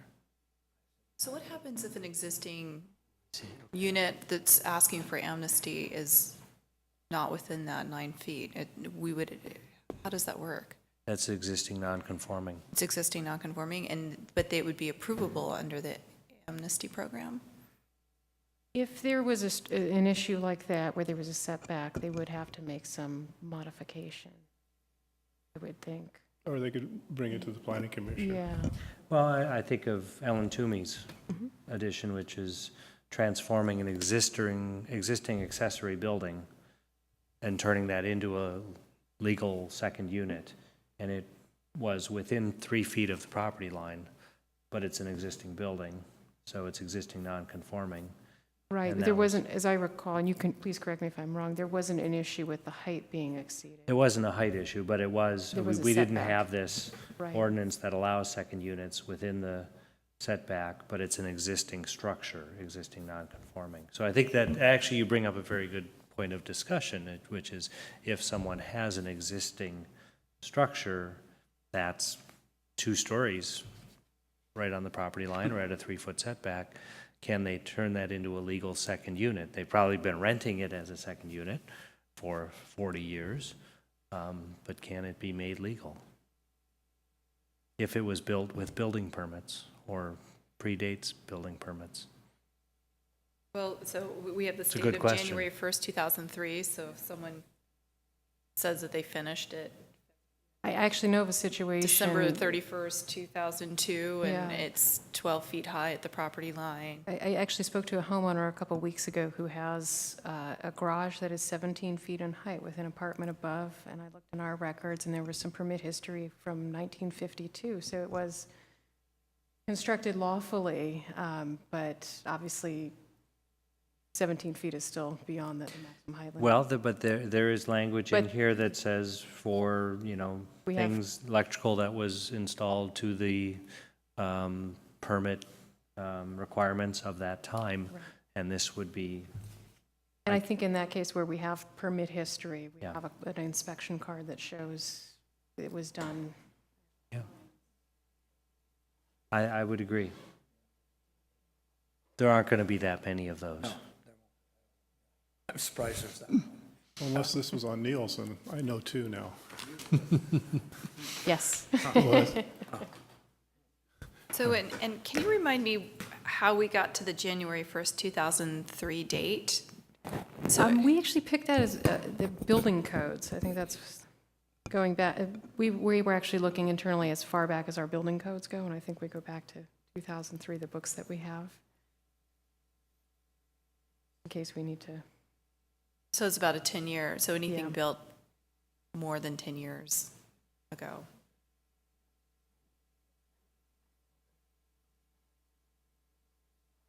And so I'm curious, is this, once we implement this legalization program, is there kind of a window that we're trying, like for 10 years and then it's no longer, then it closes and it kind of. I think we'd want to keep this on an ongoing basis. I'm aware of 2 instances just within the last couple months where a new property owner came to town, purchased a home. They had, in both instances, second units that were done without building permits, and in both cases, the homeowners saw value in correcting any code issues. One issue, in one situation, there was less than a 7-foot ceiling height. They're fixing that. In the other case, they had that, but they see the value in doing it lawfully.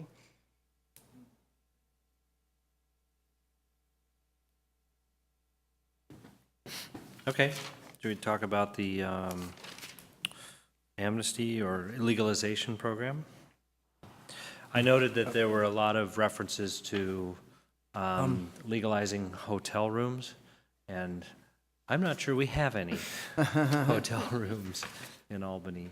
And so I wondered if it might just help to make it cleaner to not include those.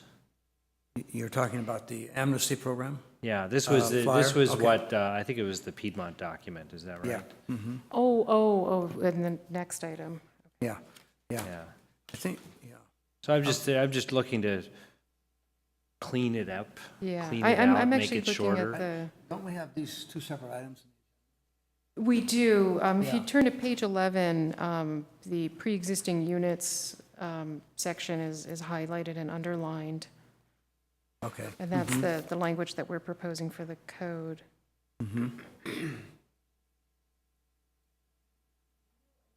I don't know if I heard this on NPR, if this is something we talked about here, but there was a discussion about the Airbnbs that are becoming available and whether or not you need a business license to run those. Was that a conversation we had? No.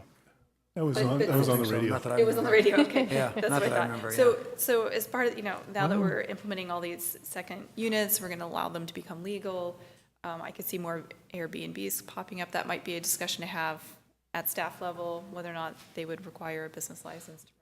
Issue. I actually, I have kind of my own thoughts on this. I do think it's a conversation we should have. Yeah. And I know my colleagues in El Cerrito are actually looking at this as well this summer. Yeah. I'll just share kind of my own perspective on it. I just want to, from a fundamental safety standpoint, it's important that these units not only have a business license, but have a smoke detector and just kind of basic, Yeah.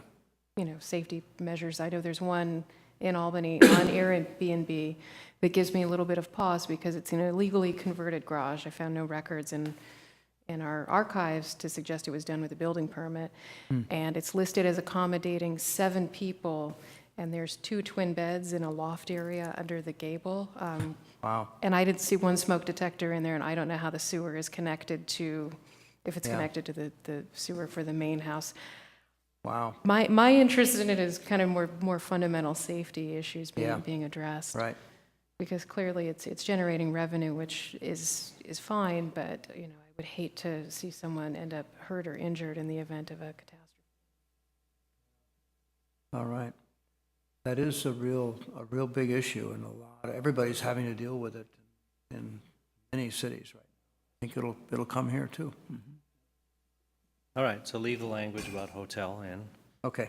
In fact, I looked up the Airbnb units in Albany, then I found either 7 or 11. There were- Yeah. there were a Someone number told of me, them. someone else did that and told me there were Number of 7. them online already, so, Yeah, yeah. yeah. Interesting. David, I think you're talking about this right here, right? Yes. I think that's the next item on the agenda. Oh, it's under the same heading as this one. This item is about the rent restriction. Okay. Yeah, they're related, Okay.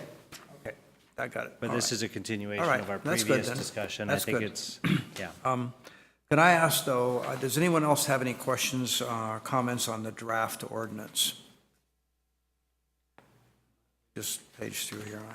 I do not. Well, I You just have none. would just like to That's good. say that it's amazing to me how the job staff does with the ramblings of the commission sometimes, and they put something together that's very succinct and Yeah. correct.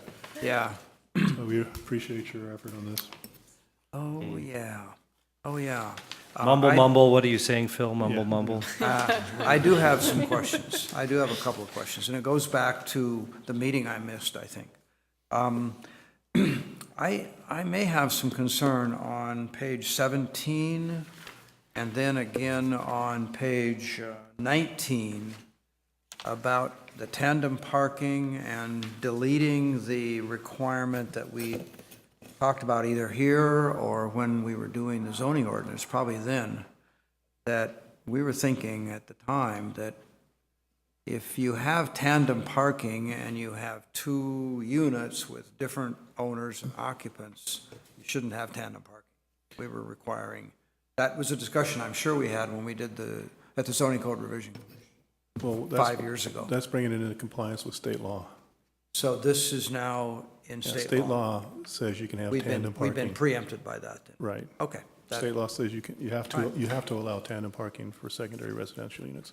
And tandem, does state law specify tandem with the main unit? That's Just as- that's my concern. Like Ann's checking. I don't think it's, Off-street parking shall be permitted in setback areas and locations determined by the local agency or through tandem parking unless specific findings are made that parking in setback areas or tandem parking is not feasible based on specific site or regional topographical or fire and life safety conditions, or that it is not permitted anywhere else in the jurisdiction.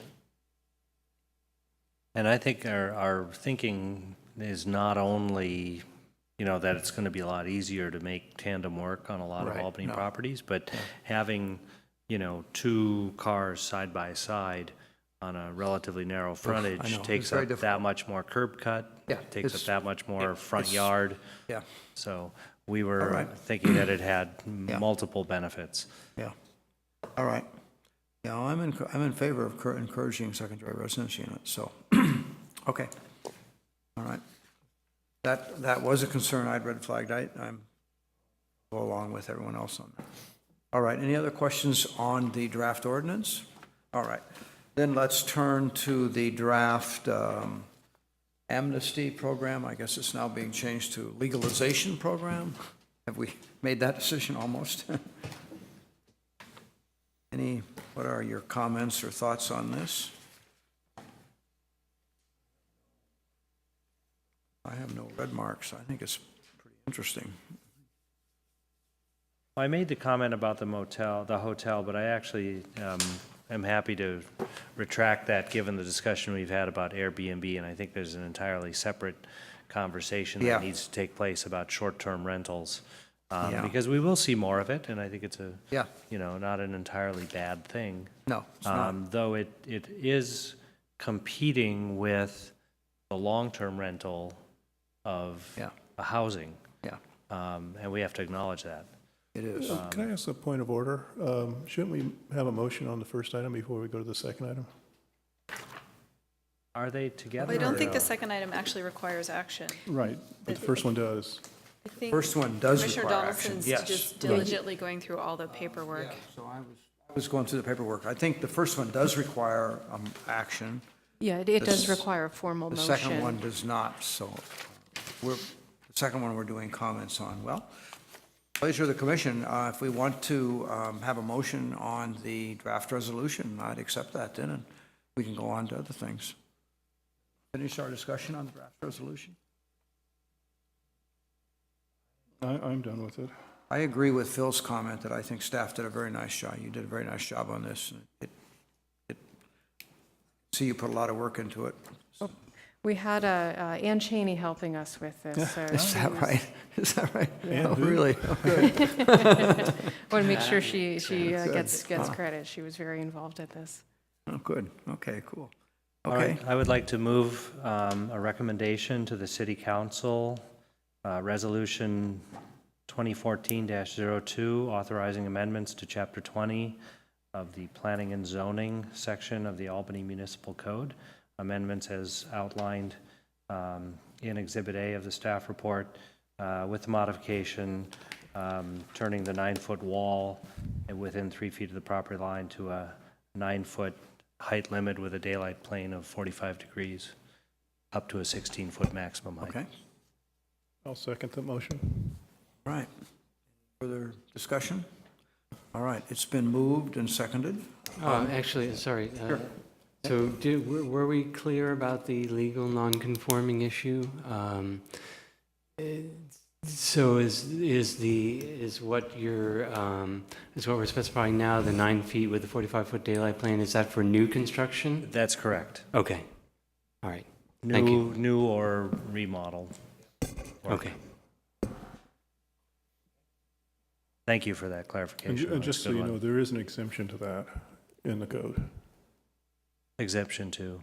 to that height. You can raise it at 18 inches if somehow it matches the architecture of the existing structure. And that remains in the That language. remains in there. Yeah. Right, so it's, Yeah, so if you have a 10 and 12 or 12 and 12 or steeper pitch roof, you can make it match the existing house with the planning and zoning approval.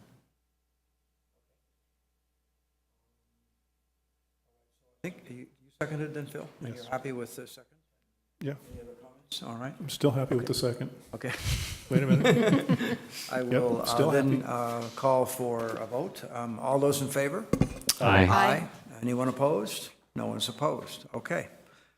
So, and this can go on to the council. Might be, we could ask you to try to remember to let us know, let the commission know when it's going to the council. It might behoove some of us to attend that meeting. There may be questions and comments and that sort of thing, or at least we want to report on what we did. Well, Okay. we're definitely aiming to get this to them in July, Okay, so that we can get this in place as soon as possible. okay, all right. Great. Good. All right, now I think let's turn to the draft document labeled the Secondary Residential Amnesty Program. Actually, I have no markups on this. I've read it. I think it's very interesting and quite good. Anyone else engaged in this earlier discussion have any comments or thoughts? Well, I only had one item I wanted to discuss with everyone, and that's in the structural hazards section. Okay? And it seems to leave, and this is straight out of Piedmont, is that correct? Ann? The, excuse me. The- Or, I'm actually, sorry, the health and- straight out of San Carlos? Well, the health and code safety section is actually just straight out of the code. We, That's out of the building code, right, Okay. we took or the state health and safety state code? health and safety code, Okay. yeah. Okay. But for the first page or so, we actually lifted this straight from San Carlos Okay. and modified it to our process and staffing. Right, well, it's going to be a challenge to modify the state language in this regard, so maybe we don't need to do that. I just noted that under the discussion of structural work, where'd it go? That a lot of it related to substandard. And that's, in my mind, is a term that leaves a lot of room for interpretation. Because many of the existing structures in our community were built with 2x4s or, things, and they're good old wood and they're holding up and they can continue to hold up, but they certainly were not built to today's code. So I think as long as there's a reference to the code of the time it was built and that they're in good condition, that should be sufficient, but not that the standard is today's code, because that is substantially different.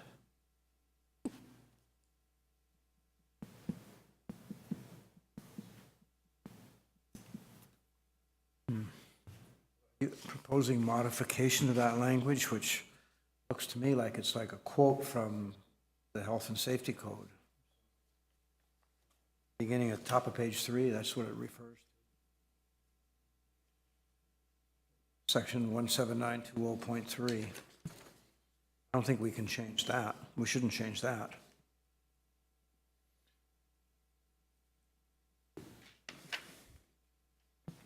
Well, there's a code reference on page 5. I'm not sure where to find it. Section 13143.2. Uh-huh. Standard building includes, I see. Not in oh, I see.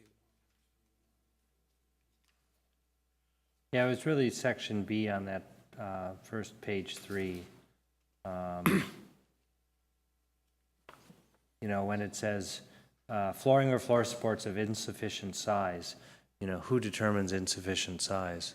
You know, is it the current code, which is 60 pounds per square foot, or is it that, you know, the building inspector says, those are too small, they're not going to work? It's sort of vague, is all I'm noting. Yeah. But again, if it's straight out of the state code, my inclination is to I leave know. it as such and We can't misquote, or we can't change the Right, language of the state exactly, code and exactly. then pretend to be quoting it. Yeah. So I know that in the case of a transformation of an accessory building into an accessory dwelling unit, our structural engineer was able to certify that it was safe. Uh-huh. And that may be, and that was sufficient of the building department here in the city of That's Albany. the intent, if you So, look at the first paragraph up there. That Yeah. is the intent And of this safety whole, is, of this yeah. whole section. Yeah. Is, Yeah, and I'll just note that, you know, one-story wood frame buildings are about as good as it gets in an earthquake. yeah, Uh, yeah. Well, I'd like to offer a suggestion that maybe we add just a paragraph, unless certified by a structural engineer. So, Well, I think the structural engineer would be certifying them as sufficient, so, yeah. but if somebody argues with us on those points about inability to carry loads unless certified by a structural engineer. The rest of them are deterioration, but that one particular one, 3 you mentioned.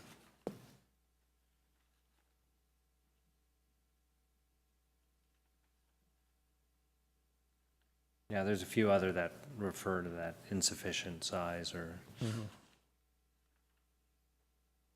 Nothing says we can't add to it.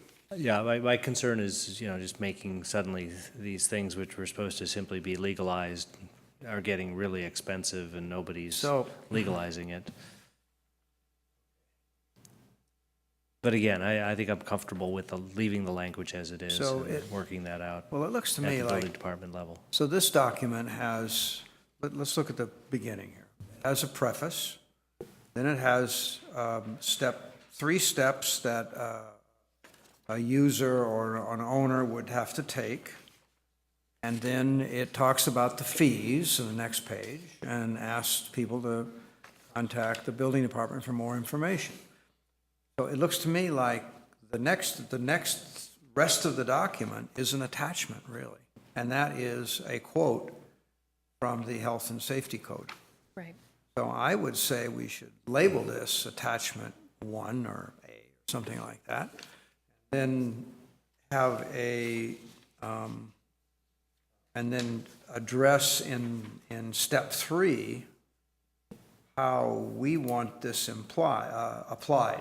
So that the property, there'd be a property inspection, and we would be looking for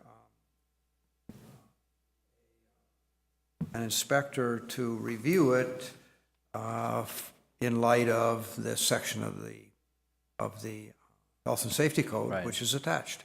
Yeah, and Am I maybe we right? can, if you might, I think we should make it clear that that's the state of California Yeah. Health and Safety Code. Yes. Mhm. Yeah. Right on Oh, there. that's, and yeah, that you're it's right, that's clear to me, but that's not clear to everybody, yeah. Mhm. Yeah, It's not just the city of Albany. that's right. Health and Safety No, it's Code. not, it's correct. Mhm. Yeah. On the property inspection, would you like us to include some reference, you know, if there's some question as to the structural integrity of an existing structure, just something in there noting that review structural engineer may be necessary, if, you know, may be required to structural integrity.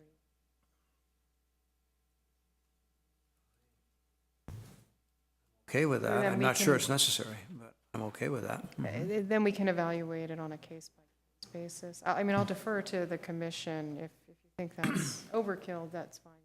I'm inclined to leave it off and just, you know, Okay. let that happen once an applicant is engaged and the building inspector or whoever does the inspection Yeah. for compliance with the health and safety code sees a situation that they're uncomfortable with, then you can engage in a Yeah. discussion of how to remedy that. It's 5 pages long, that's great.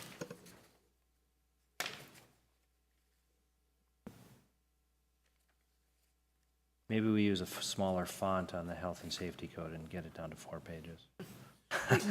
We can do that. That's an easy task.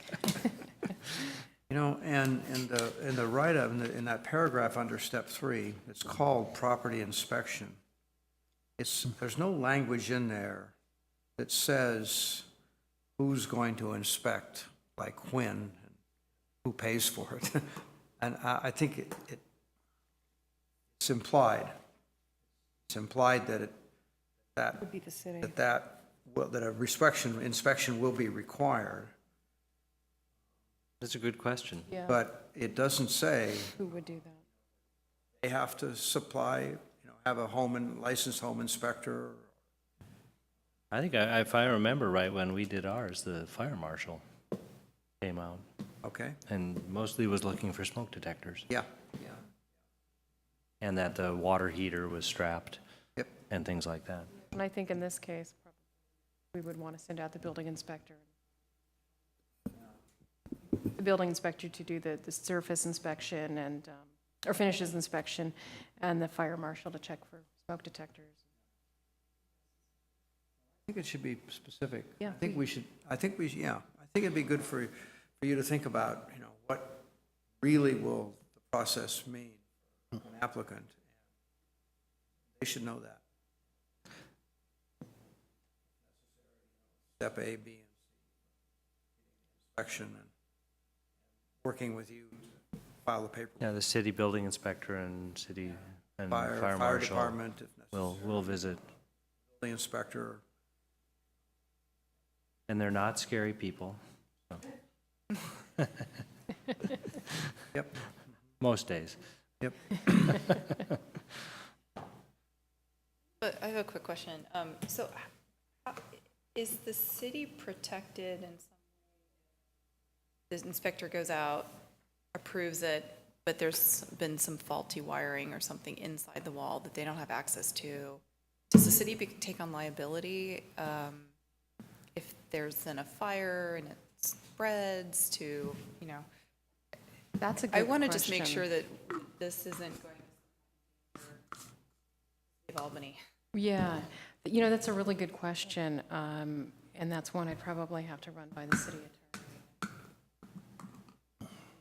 Spot. Yeah, I don't think they can certify things they can't see. Right, No, they don't. right. Probably would be dealt with a hold harmless clause that the city attorney Yeah. put in the The application. paperwork or the Yeah, application. that would be, I think, a good way to resolve that. We do hold harmless on ejector Building pumps and- permit. Yeah, and Right. building permit, it matters. So we could probably do something called situation.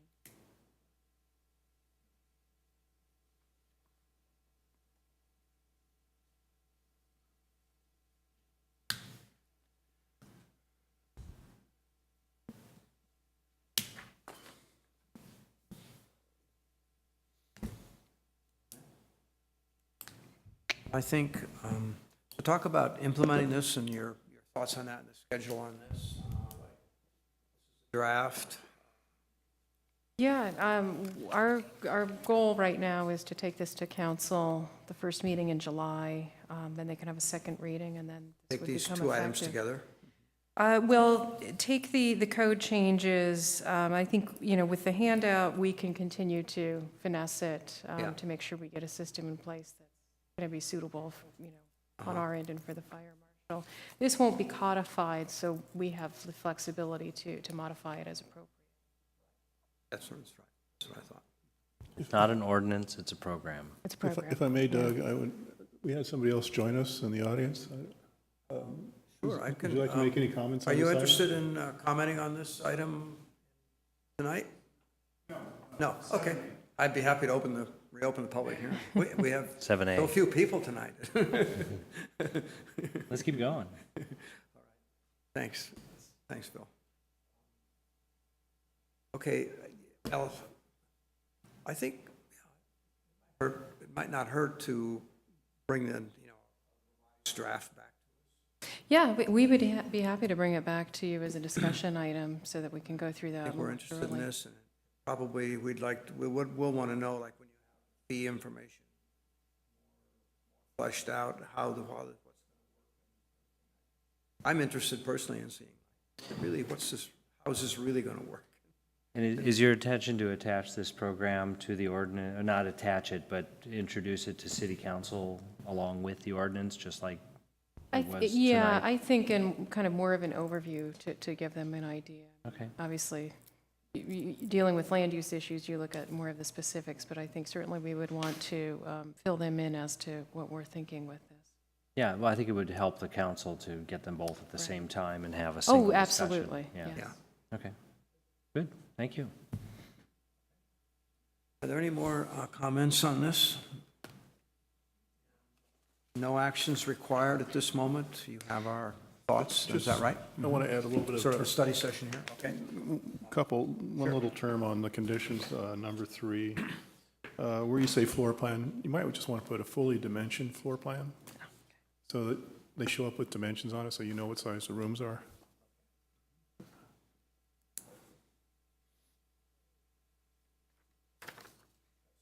That's a good one. Sorry, I mean, I know we can All right. wordsmith this to death, but it's, Okay. Now, if I have this right, the next item on our agenda is new business, a discussion of the secondary residential unit rent restriction program. And this is more a study session item, no formal action is required. Yeah, we figured this will be an ongoing conversation to have. We didn't want to craft something prematurely and then, have it, we want to get your feedback before proceeding. Ann Cheney had reached out to our colleagues at the City of Piedmont to find out more about their amnesty program and how they income restrict second units within their city limits.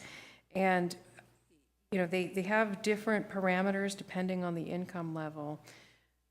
The one thing that was very interesting, and I think this is what's going to require some thought on our end, is what type of incentive we want to use, whether it be a larger building size or other considerations.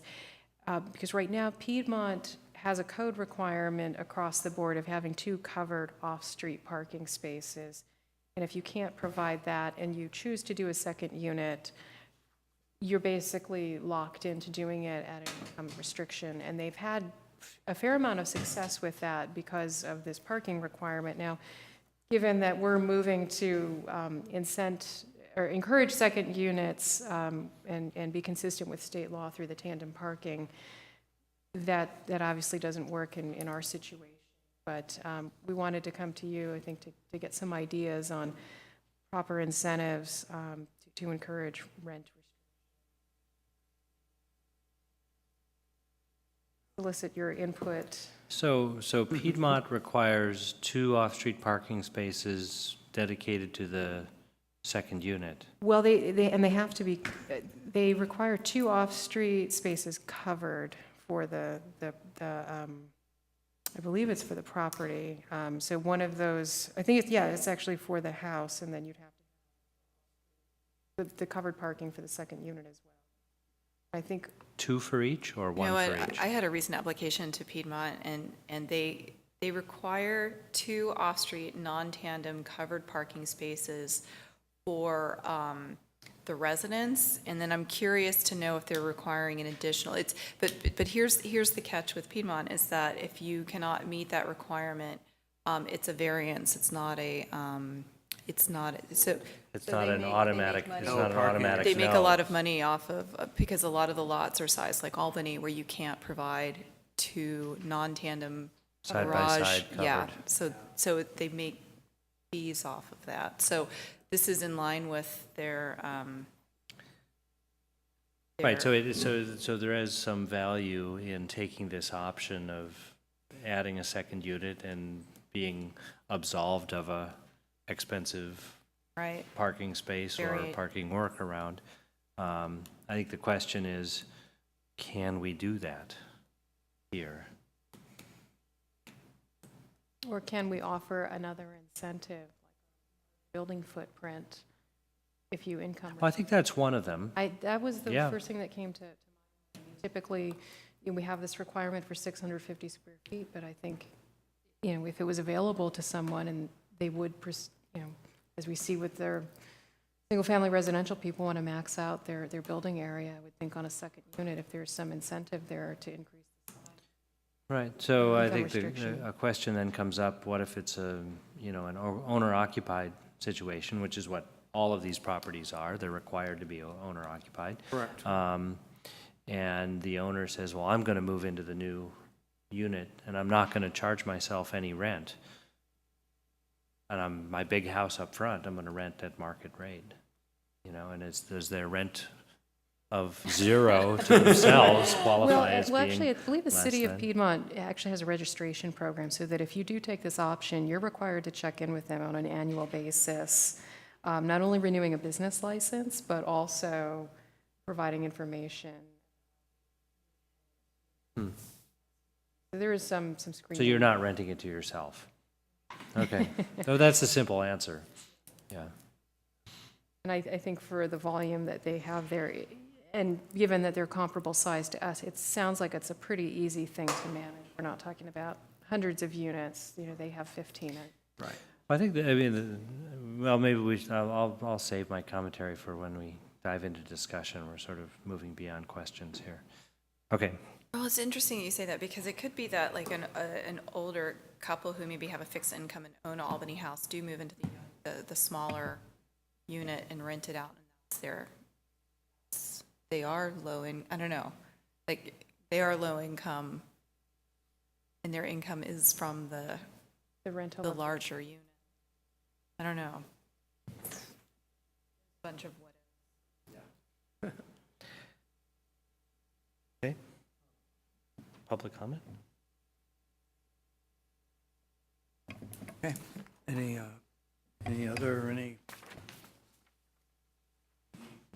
comments about this, moving forward with it?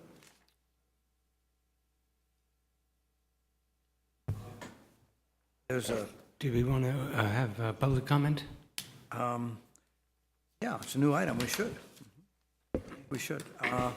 This would be, I'll open a public hearing on this item, a new business, and welcome. Thank you. My name is Kevin Omi.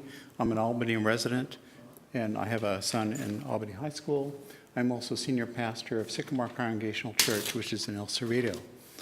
And you offered the opportunity for me to speak earlier. I did. And if I could take that now, I would like to on the prior item. Okay. And so our church has served the immigrant community for 110 years, primarily Japanese Americans. And we have 9 families that live in Albany. We also have a number of folks that are in need of affordable housing.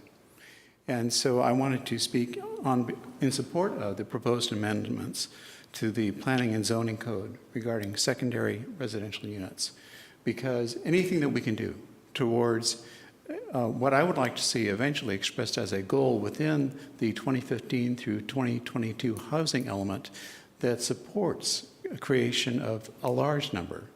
We have an adjusted RHNA that's 101 units right now for low and very low units.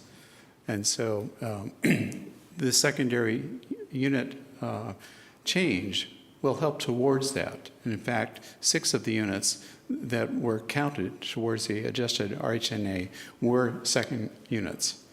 So anything else that we can do in that area, I think would be good. And when the opportunity presents itself, I'd like to have more discussion about how can we create incentives in terms of zoning, but also financial incentives for affordable housing. Thank you very much. Thank you. I think the commission is working hard to kind of address that issue. It's a tough one for us, and I think I appreciate your encouragement and would probably, I think, urge you to watch us and keep on us as we go through. We're doing the general plan now, and then shortly we'll be restarting our a new housing element. And as you can see, we're also talking extensively about how to encourage and provide incentives for more affordable housing. So, okay, great, thank you. Good. So with that, I'll bring this, I'll close the public hearing. And, oh, I will not. Oh, you want to speak again? Great. Good. Welcome. Aren't we on the new item? That's right. Perfect. Please come forward. Yep. Hi. There are a number of aspects of the Piedmont plan that I think are worthy of consideration here, though details will change because the circumstances here are different than they are there. But the idea of having some graded rent restrictions based on income level of the household it's provided to, I think is a good idea. They say that 10 years is the right time. I'm wondering if we could consider 12 or 15 years as the rent restricted period. I haven't been able to get my head around the owner occupied aspect of that, and you guys were playing with that a little bit, but I'd like to hear a discussion of that and why that's important, why it matters who lives in which unit, with the exception of the idea that there is a list in here of the types of people who might, the relationship to the owners. And I think that's worth considering. In the information sheet, the extremely low income columns are blank, and I'm guessing that's because Alameda County doesn't have income limits for household size. But I think that we should then do our own projections based on the same kinds of information that were used to project the others or average the others. I think that's all I want to say now, except, again, that I think this requires lots of thought, but I also encourage you to move quickly towards implementing something that can begin to provide some more affordable housing to people in low, very low, and very, very low income levels. Thank you.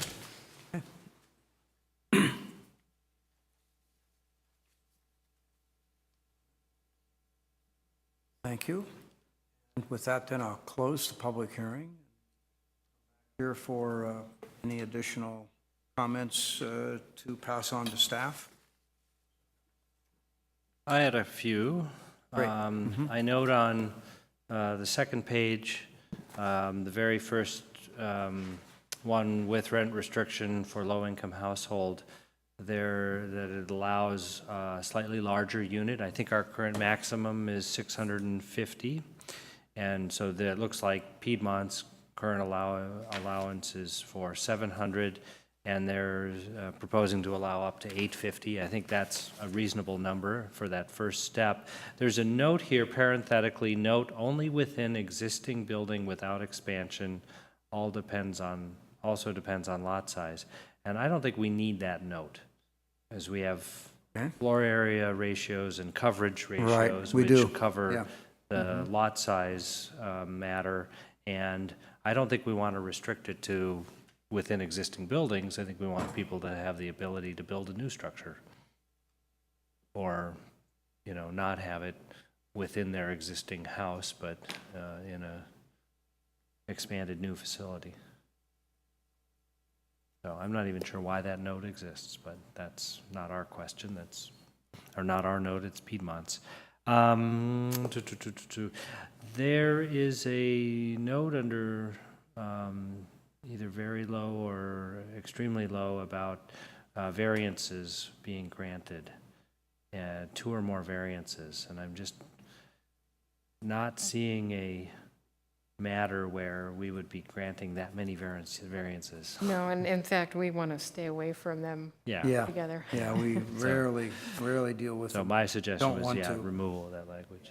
They use the term variance much instead of use permit, is what my experience was. And so things that we would use as a use grant as use permit, they go right to variance. Yeah, I've had experience where some cities, So deal with variances a lot. And I think the question is almost more one that could come out of perhaps the legalization program or a little bit of time, working with this. What are the exceptions that are going to be valuable to people? Yeah. We've sort of just eliminated the side yard and rear yard setbacks, which I would think would be one of the bigger ones. We've eliminated or we've expanded the height. So that's, and I don't think we'd want people exceeding that height in any extreme manner. So what's left? Yeah. It's the parking. And I don't know if we can take that here or not. I'd be willing to try, for sure. Well, if our goal is to move, so ideally, if we're moving to one parking space required parking space, and a second unit would require maybe a second parking space that could be tandem, would we be willing to waive that second parking space if it was low income? I'm not sure that we can until there's some action taken on Measure D. I don't think we can supersede those requirements. Well, okay, so let's say we have 2 parking spaces that are required, so the third parking space for second unit, would we be willing to waive that if it was, would we be willing to waive a parking space regardless of how? I think that's where Ann's saying, with a pre-1958 developed property, home, 2 parking spaces are required. 58 to 78, 3 are required. Later than 78, 4 are required. And that's straight out of Measure D. And I don't know as we can write a low-income household second unit exception ordinance that grants a waiver of one of those as an incentive, as much as we want to. Well, does a second unit trigger a spot in addition to those 4 units, or in addition to? Those are the 2? ratios for That's properties with a second unit. With a second unit. Yeah. And in many ways, most of Albany is pre-1958 and requiring 2 off-street parking spaces is a reasonable thing. We don't have it tied to the number of bedrooms or the number of bathrooms or the number of people or the number of cars. It's just per unit. You just said something that piqued my interest here.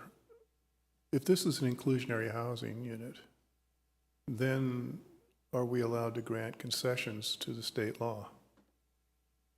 Under density bonus law? Well, inclusionary housing, density bonus, right?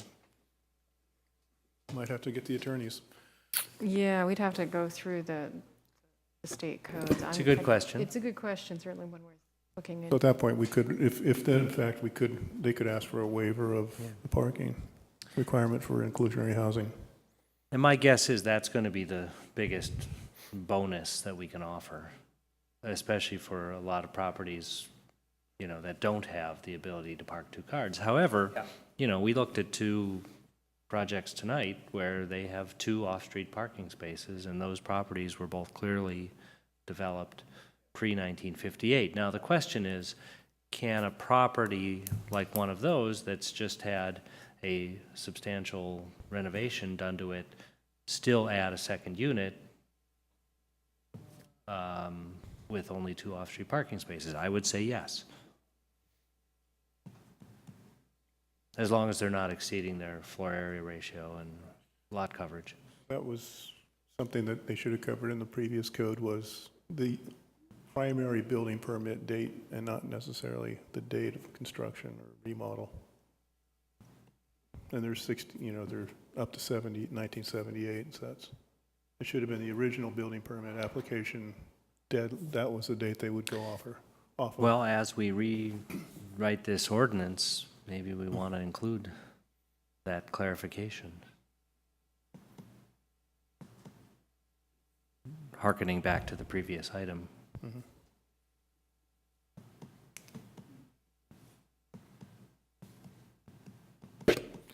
Moving on. But I think it's a reasonable interpretation So of it. Okay. we're struggling with is we're probably short on middle income. That's the hard thing. Because we've units on ordinance. And maybe. Maybe just making it bigger is enough of an incentive. Yeah, I mean, that's definitely a starting point. Certainly you could define, as they do in Piedmont, the square footage thresholds tied to income level. I love you can go up to 10,000 square foot unit for very low income households. There's some big lots in Piedmont. Well, so Albany also has kind of a cumbersome, even the plan check for building department is cumbersome. So, you know, we could offer to put your application at the front of the line, you know, the second units get approved. That's kind of unjust, or free street tree. It's not a big Throw it a incentive. I mean, street tree. yeah, if you're looking at 10 years of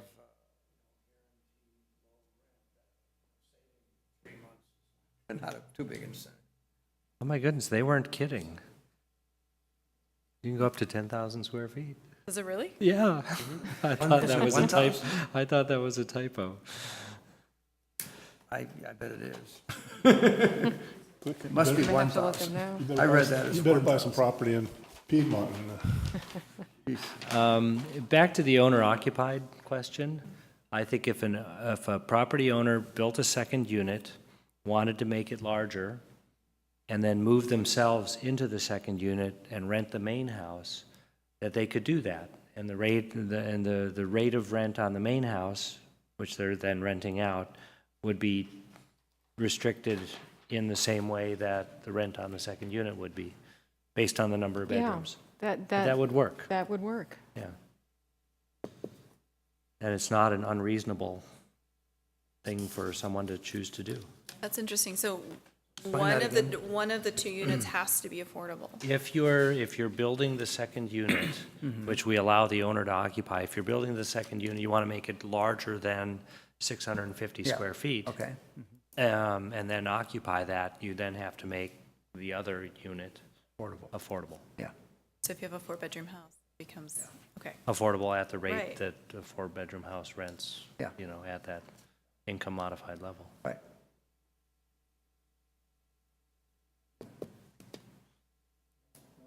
Someone might go for that. See that. Nifty. Well, I think the general outline of the program and the frequently asked questions and everything else is something that we would need to modify to Albany, but it's a good, Yeah, it's a great good. starting Great point. start. And I think Phil Probably brought up, needs, it probably needs more thought on the tension or the play between incentives and Yeah. responses or bonuses, yeah.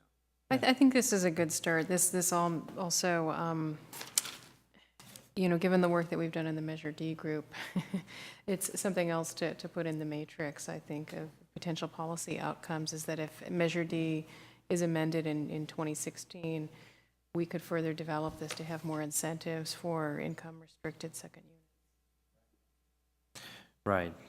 But for properties that have proper parking, the ability to make a larger unit is an incentive. Oh, definitely. And as we make larger units, I'm not sure we want to be providing less parking for those Right. larger units. So I think there's a balance here. Okay, good discussion. Does that conclude our discussion on this item then? Okay, thank you. That take it to the end of our meeting? No. No, well, yeah.